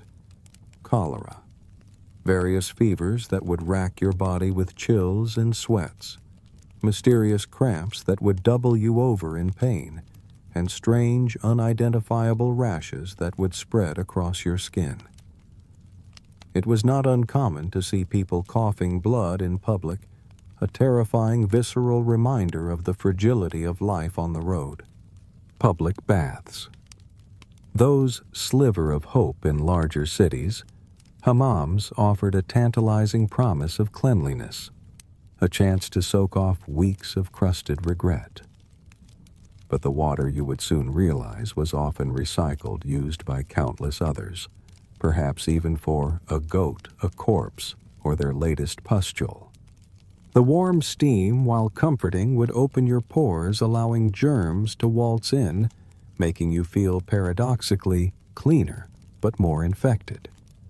The constant exposure to harsh elements, poor hygiene, and questionable food left you vulnerable to an array of skin diseases. Boils would erupt on your body. Angry, inflamed sores would fester, and weird blotches that shimmer slightly would appear, sparking a chilling fear of more serious, even biblical ailments.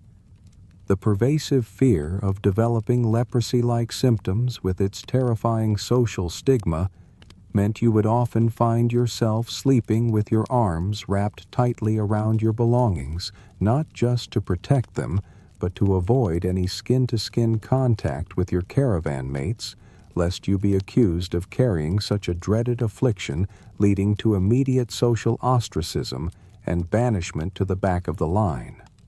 Dental decay was another grim, inevitable reality. The unrelenting stress of the journey, combined with a poor, abrasive diet and a complete lack of dental care, meant that wiggling molars and bleeding gums were a common, painful occurrence. Smiling once, a simple gesture became a painful ordeal, and your breath, you would eventually realize, could be weaponized, a pungent testament to your decaying oral health.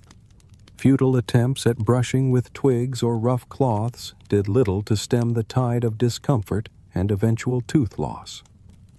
Even a miner cut a simple nick to the hand while preparing a lamb could quickly escalate into a swollen, throbbing purple arm. Suggestions of pus or even amputation offered by well-meaning but ill-equipped fellow travelers were often ignored, not out of bravery, but out of sheer desperation and the absence of any real medical alternative. When the cook fell ill and stopped preparing meals, the food situation would only worsen, adding yet another layer of misery to your existence. You would feel yourself falling apart slowly, steadily, inevitably. Your hands would be nicked and calloused, blistered from endless labor and weirdly damp from a combination of sweat and the constant need to wipe away dust and grime. You'd find yourself worrying about the invisible diseases incubating under your fingernails, a constant nagging fear that never fully subsided. This was the unvarnished truth of life on the Silk Road, a perpetual state of gradual physical deterioration. And yet, in this shared misery, there was a strange, grim comfort. Everyone on the Silk Road is decomposing in sync. You would observe the familiar, comforting smell of a fellow traveler's misery, a peculiar form of companionship. You were not alone in your suffering, a small consolation. The communal meals, despite their questionable quality and the risk they posed, still offered strange comfort. These are moments of stability, brief pauses in the relentless march. Deals are made. News of the outside world is traded, and even a few tired, bleak jokes might be told around a shared pot of mystery stew. A hot bowl of this questionable concoction, whatever its origins or ingredients, was often the closest thing you have to a reward for another day endured. You would finish your meal with an uneasy peace, the quiet resignation of someone who knew with grim certainty that their body will soon reject what they had just ingested. It was a cycle of hunger, consumption, discomfort, and a renewed search for sustenance, endlessly repeated. The daily grind of survival was the true constant, a testament to the sheer resilience of the human spirit in the face of unyielding hardship. Beyond the physical trials and the human dangers, the Silk Road was also a treacherous landscape of spiritual complexities. Religion was not merely a belief system. It was the weather, the rule book, and the booby trap all rolled into one. You could not afford to ignore it, for to do so was to invite misunderstanding, offense, and potentially serious repercussions. By 1260 CE, the Silk Road was a vibrant, often volatile spiritual kaleidoscope. You would encounter the austere devotion of Islam, the meditative calm of Buddhism, the ancient traditions of Eastern Orthodox and Nestorian Christianity, the intricate pantheon of Hinduism, the philosophical wisdom of Taoism and Confucianism, and the animistic reverence of Tangri shamanism, the indigenous faith of the Mongols. Each step of your journey could lead you into a new spiritual territory with its own set of expectations and potential pitfalls. The Mongols, in their surprising wisdom, enforced a general policy of tolerance. This was for its time a rare and rather unexpected perk of being ruled by horse lords with a terrifying fondness for pluralism. Unlike many empires that sought to impose a single faith, The Mongols understood that a vast multi-ethnic dominion thrived best when its diverse populations were allowed to practice their own beliefs, provided, of course, that they remained loyal to the Great Khan and paid their taxes. This tolerance, however, did not equate to simplicity. Each religion had its own precise lines, its sacred spaces, its specific taboos, which if crossed could still lead to exile or worse, even under Mongol rule. In the predominantly Muslim cities and territories, you would be expected to observe certain customs. This meant performing ritual ablutions before entering mosques, removing your shoes, and being extremely careful not to step over any prayer mats, which were considered sacred ground. Shouting about the unique qualities of fermented mare's milk, no matter how tempting, was strictly forbidden. You would learn not to touch imams, not to stare at unveiled women, and certainly not to bring any pork products to market. Infractions, even accidental ones, would lead to warnings, increasingly heavy fines, or most frustratingly increased processing fees for your permits and goods. When you entered Buddhist territory, you would find temples that were quiet, incense-heavy havens of contemplation. Monks with their serene expressions might offer you tea, but would silently judge your posture and demeanor. You were generally welcome as long as you didn't step over prayer mats, touch statues of the Buddha without permission, or interrupt chants to ask for directions to the latrine. And under no circumstances you would learn should you complain about the meatless meals. Doing so could evoke a surprisingly fierce, almost enlightened murder from a monk whose patience had been tested beyond its limits. Then there was Tangriism, the Mongol animist faith which had no grand temples, relying instead on a profound reverence for the sky and nature. Its rules revolved around not offending the spirits of the land, the water, or the heavens. Taboos included not pointing a knife at the sky, not stepping over sacred fires, and never ever questioning the oddly quiet man with the drum who was likely the shaman. This shaman acted as healer medium weather forecaster, and sometimes with terrifying authority, even the legal system declaring bad air or spiritual displeasure upon a traveler, which could lead to you being inexplicably left behind by your caravan. Scattered across Central Asia, you would also encounter pockets of Nestorian Christianity, a distinct branch of the faith with theological twists that set it apart from its Western counterparts.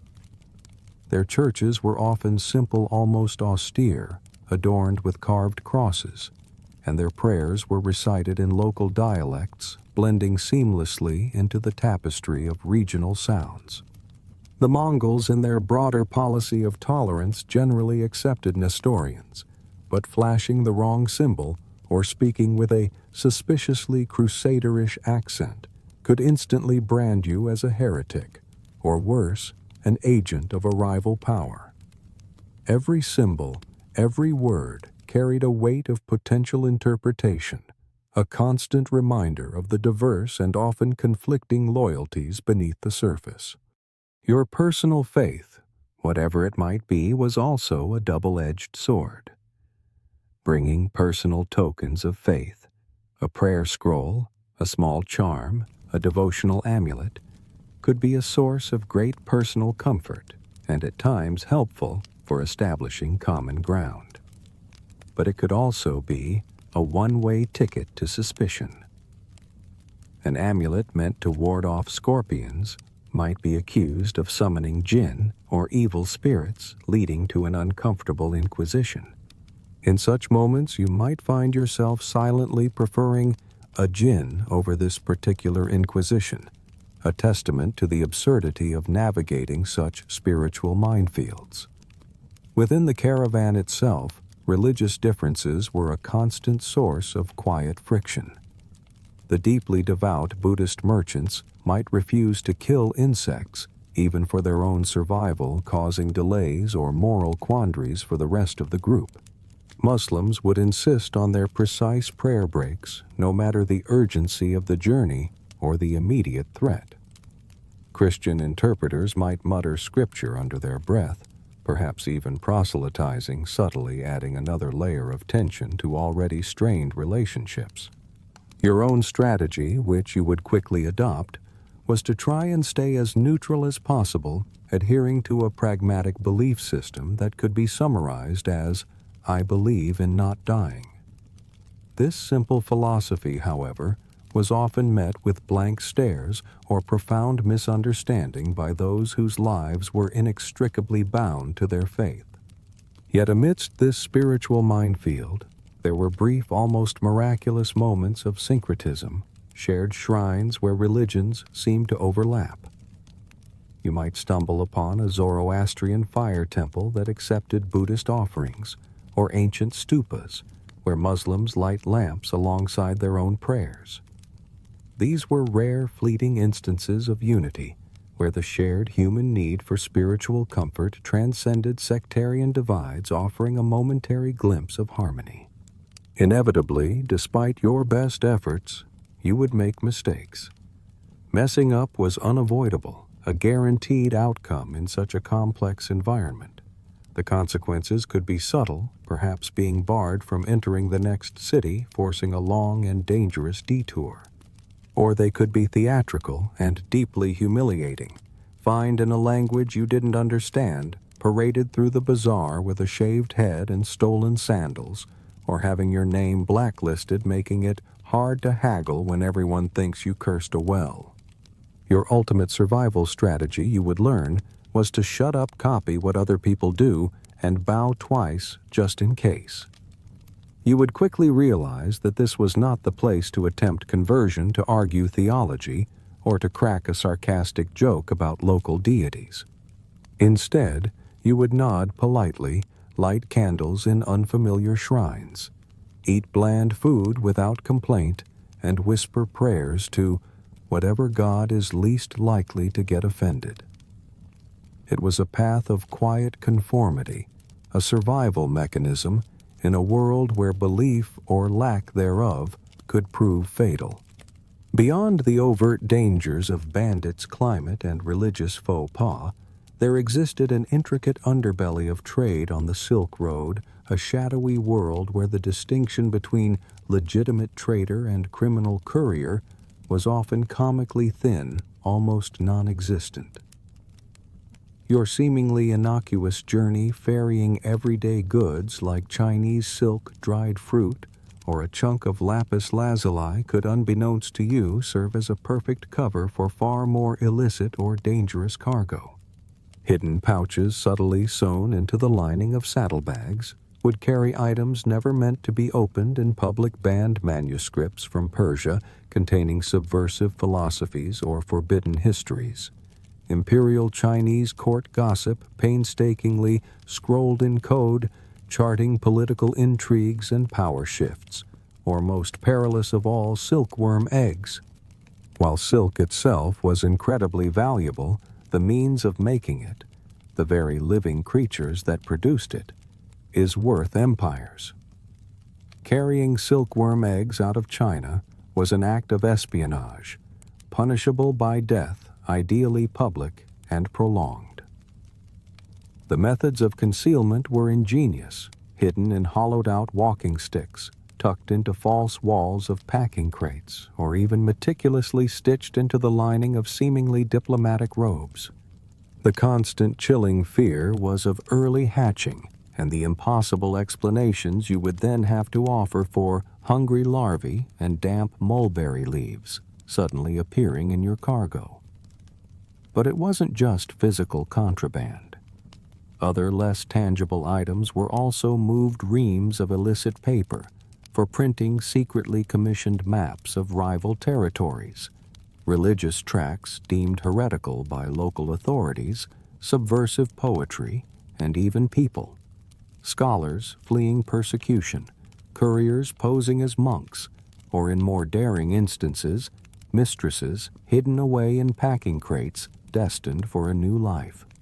Information itself was a valuable currency, and merchants like you were often unknowingly used to move it, becoming unwitting participants in grander, more dangerous games. The infiltration often started small, almost imperceptibly. A seemingly innocent request to carry a sealed letter to a contact in the next city, or an oddly heavy gift for a distant dignitary with very specific whispered instructions. It might then escalate to minor bureaucrats casually asking about troop movements in a neighboring province or the political leanings of a distant chieftain. Gradually, you would come to the chilling realization that you were indeed part of something larger, something clandestine, but you just don't know what.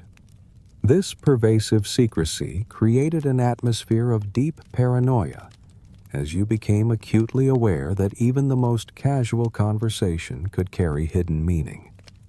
The Mongol administration, for all its power, was strangely obsessed with communication and intelligence. Their vast system of relay stations and rapid couriers, the YAM, ensured that intelligence could move faster than ever before. Yet there was a constant, insatiable hunger for more maps, more troop movements, more rumors of rebellion. This obsession led to an internal espionage network that further complicated life on the Silk Road. You would eye your fellow travelers with suspicion, asking yourself, who among them asks too many questions? Who pays too much attention to details that don't concern their own goods? Who doesn't haggle? Because only two kinds of people don't haggle on the Silk Road: royalty and informants. The distinction was crucial and often fatal. This placed you in a state of dangerous neutrality, constantly caught between factions, between empires, between truths you don't understand, and lies you're too afraid to question. Refusing to carry diplomatic scrolls or holy relics, no matter how suspicious, would brand you as uncooperative. Accepting them, however, could be far worse, drawing you into a web of intrigue you couldn't possibly comprehend. The religious layer added another dimension to this intricate web of risk. You might find yourself unwittingly transporting banned Buddhist texts destined for underground monastic communities. Muslim scholars might entrust you with seemingly innocuous scrolls containing contradicting commentaries on Islamic law, stirring theological dissent across regions. Or Nestorian Christians with their quiet, scattered communities might whisper of ancient relics being moved, secretly relying on the caravan's anonymity. Shared meals, prayers muttered in unknown languages, and the seemingly simple act of transporting an unquestioned package became fraught with potential unseen danger. Even within your own caravan, complicity and hidden agendas were rampant. You might notice your guards ostensibly there to protect you, subtly stabbing tax collectors during a skirmish, an act that felt too efficient, too practiced to be mere defense. Your translators might seem to know far too much about coin weights and imperial ciphers, their linguistic skills perhaps extending into cryptography. And your cook, a seemingly simple man, might own a suspiciously sharp knife, one clearly not used for food, suggesting a past, or perhaps a present involving more violent endeavors. These were the quiet observations that would erode your sense of security, revealing the deep, often dangerous layers of hidden lives around you. Your ultimate survival strategy in this treacherous landscape of secrets was to simply not ask questions. You would learn to sleep with dubious documents tucked under your shirt, their contents unknown but their presence a constant source of anxiety. Your nagging doubts would be crammed under your bedroll, ignored in favor of a fragile, hard-won peace. Ignorance, you would conclude, was often the best defense. While "I didn't know" might not always save your life, it was still a better defense than honesty, which could easily implicate you in schemes far beyond your understanding.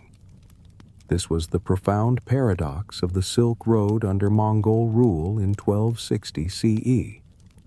It was in many ways safer than it's ever been, due to the vast encompassing authority of the Pax Mongolica.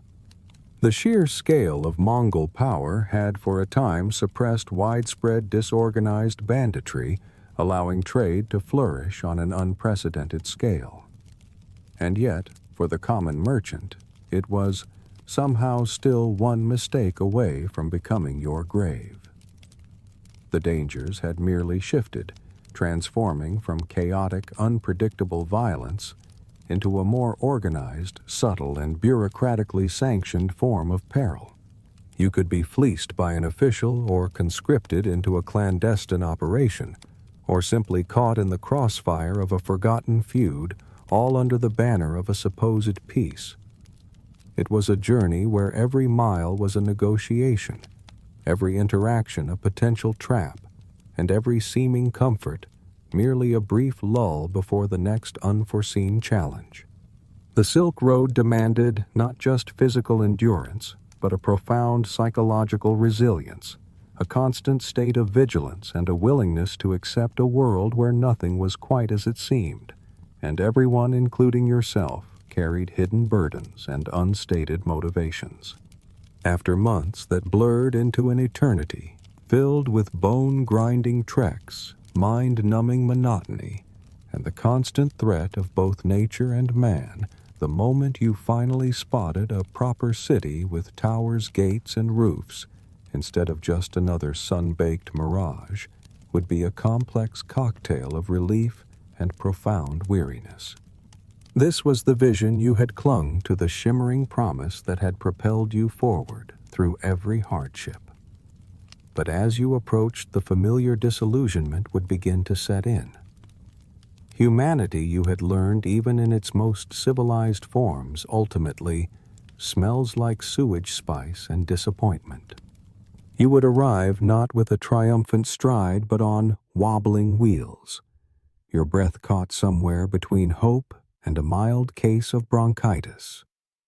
Your clothes would be torn and soiled, your face etched with the ravages of wind and sun, and your very posture would betray the immense physical toll the journey had taken. Yet even in this state of exhaustion, there was no hero's welcome. Instead, you were immediately ushered into yet another long line waiting to pass through the city gates. Guards, their armor that seen more parades than battle, gleaming dully, would inspect every cart, every camel, every document for treason, for hidden weapons, for forbidden texts, or most vaguely for bad intentions. Entry would often be granted only due to a fortuitous shift change, or the sheer persistent pressure of the queue behind you, a testament to the indifference of officialdom. Once inside, the city would hit you like an avalanche of noise, filth, and desperate commerce. The assault on your senses would be immediate and overwhelming.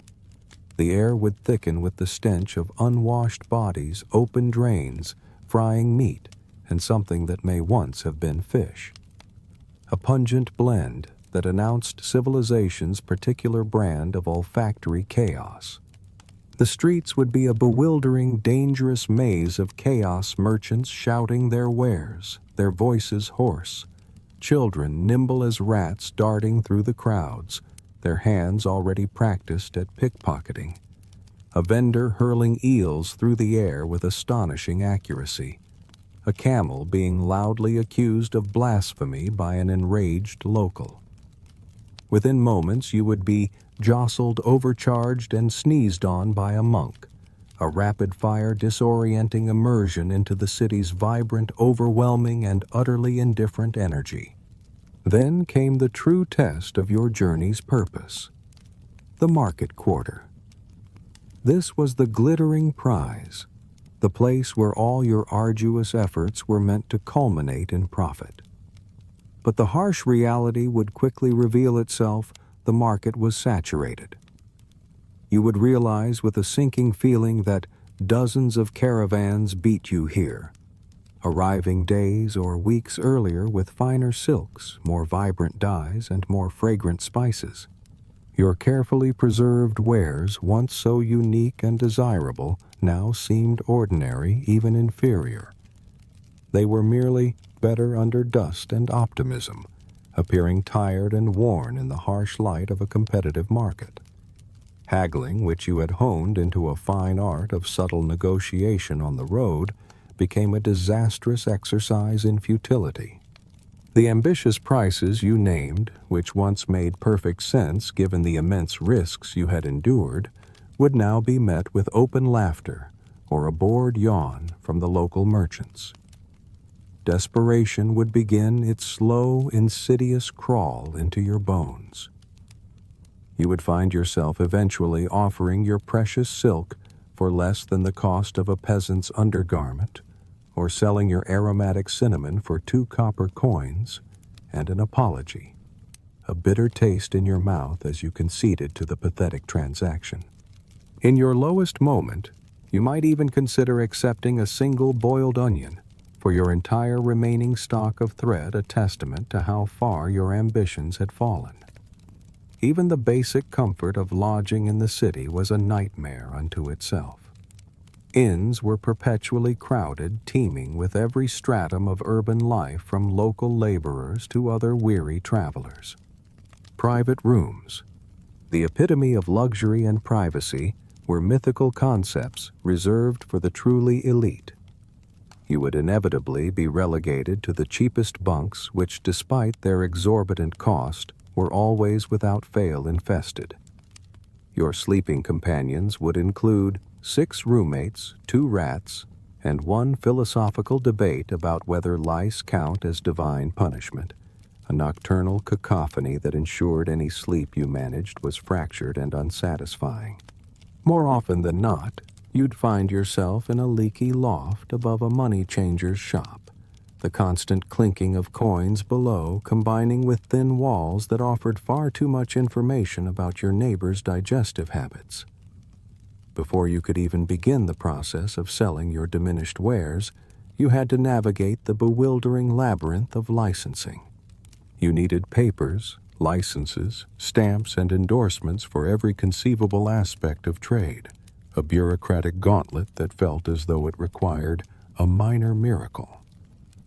Scribes, perpetually absent or seemingly asleep, were always hiding behind dense layers of officialdom, their offices requiring endless waiting, and each document and fee demanding new lines and signatures.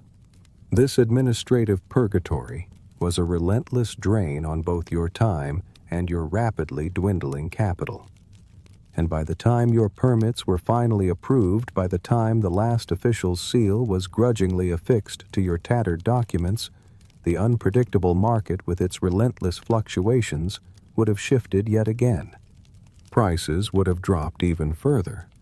Demand for your specific goods would have inexplicably dried up. Or, with a cruel twist of fate, your inventory would now be deemed the wrong shade, or simply unfashionable. This often led to desperate selling. You might find yourself in the fading light of a dusty street selling your last threadbare clothes to a man who, without a trace of shame, would openly admit he planned to resell them at double the price just moments later. The urge to scream, to lash out at the sheer injustice and the profound exhaustion would be almost overwhelming. Instead, you would simply sit quietly on a garlic-smelling mat hunched over your few remaining scraps of inventory, trying to look respectable, even as your dignity slowly evaporated into the thick city air. You were a picture of quiet resignation, a testament to the grinding realities of a life lived on the fringes of legitimate commerce, your ambitions now reduced to mere survival. And then the final inescapable realization would settle deep into your weary bones. You were faced with a stark, unpleasant choice, either to stay in this overwhelming, indifferent city, struggling to scrape out a meager existence among strangers, or to undertake the whole cursed road in reverse. This wasn't the glorious arrival you had envisioned. It was a choice between two forms of prolonged suffering both equally unappealing. The city, this so-called glittering prize, offered nothing but grit, the acrid, pervasive smell of onions, and a profound, unmistakable scent, like disappointment. The wealth you had chased for so long through so much hardship seemed to have dissolved into a series of bribes fees and the harsh realities of supply and demand.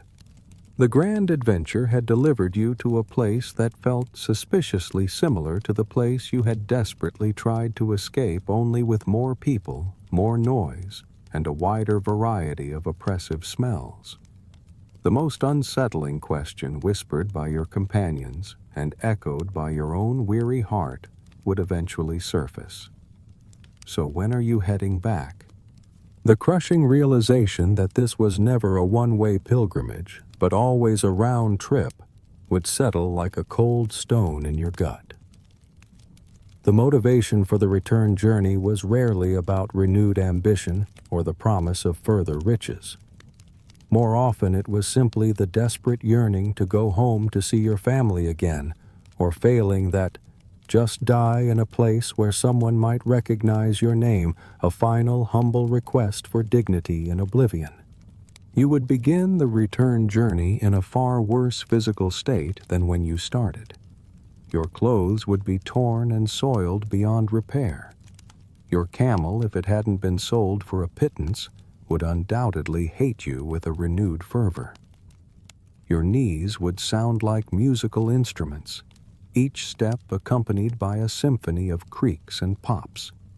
Your entire being would smell like a fermented nightmare, a pungent blend of sweat dust and accumulated grime. You would have lost weight, likely several teeth, and certainly a significant portion of your youthful faith, but cruelly none of your obligations.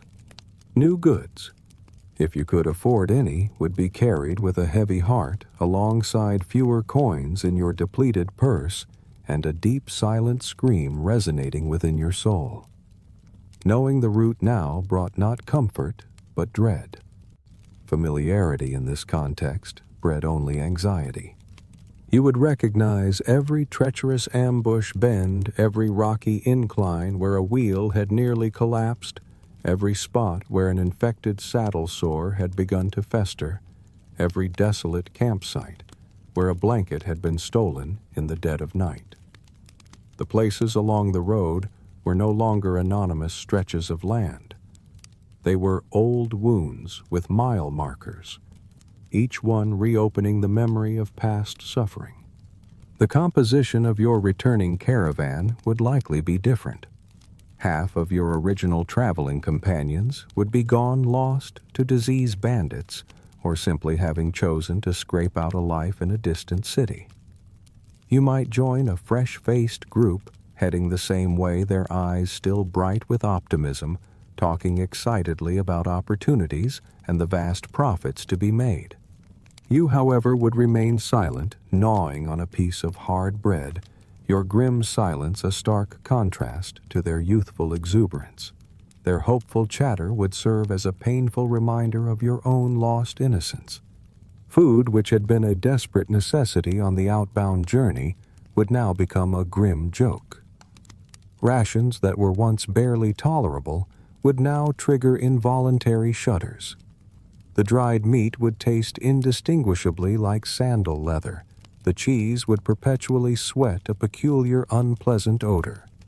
You might even discover worms in an apricot, and with a grim acceptance that bordered on madness, you would finish it anyway, rationalizing it as extra protein, or more accurately, despair management. Your health would continue its slow, steady decay. Each movement would be accompanied by creaks and groans.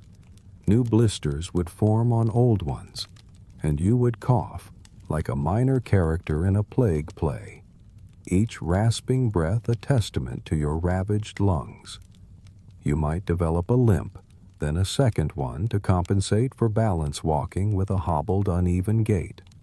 Unremembered scars would accumulate on your body, silent marks of past injuries, and forgotten struggles.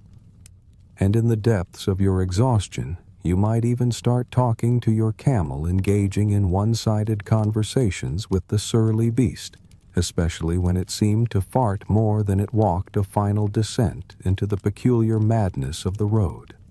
On the return journey, the very concept of time would begin to break down its linear progression, dissolving into a monotonous blur. Days would meld into one another indistinguishable except for the slight variations in temperature and the incessant, maddening volume of insects. Progress would no longer be marked by miles covered or cities reached, but by injuries sustained, a cracked rib from a sudden fall, a persistent fever that ebbed and flowed with the desert winds, a perpetually bruised ego from constant humiliation. You would count the days in milestones of humiliation, each new indignity a marker of another day survived. Finally, after what felt like a lifetime of endless trudging and relentless discomfort, you would arrive home. But it wouldn't feel like home. The familiar streets would seem quieter, the buildings smaller, the very language of your childhood, strangely different, alien even. You would return to your house like a ghost.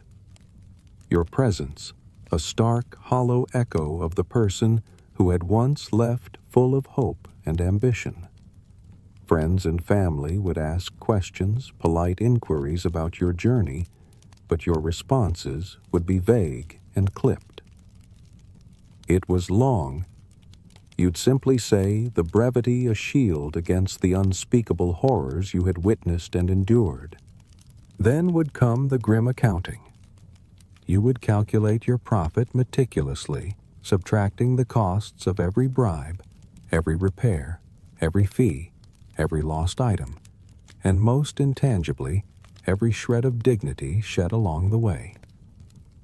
The realization would dawn with a bitter clarity that you had made enough profit to buy a small, suspicious goat.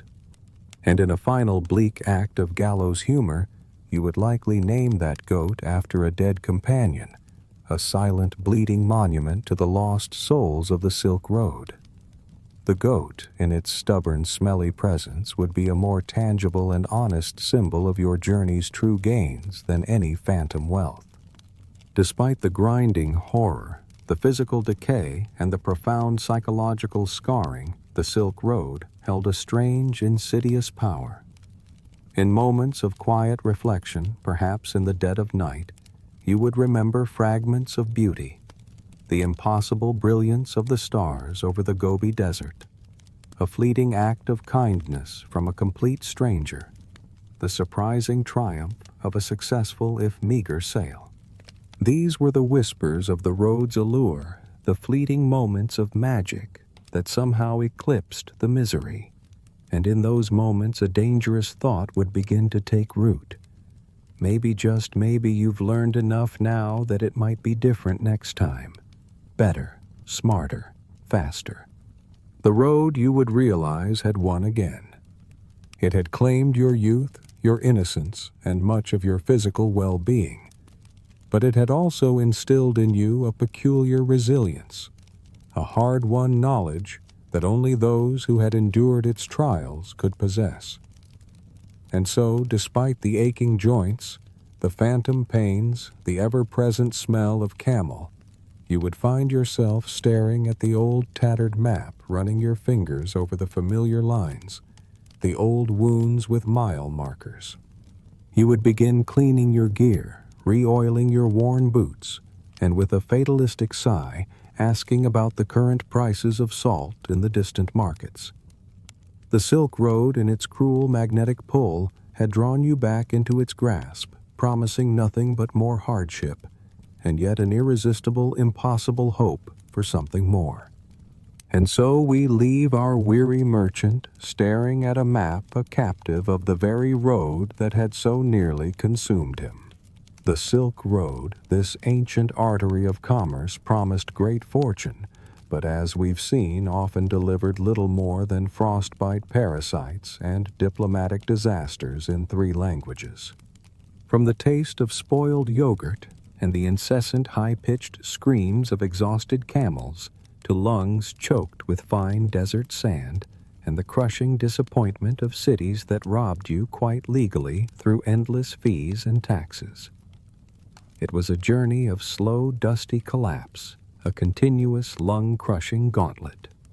But now, as the echoes of their tireless steps fade and the desert winds whisper themselves into silence, you, my friend, can gently let go of their struggles. There is no need for your feet to ache from endless walking or your throat to rasp from the dust. Your bed, wherever you may be, offers a softness unknown to their weary bodies, a warmth untouched by the icy mountain winds.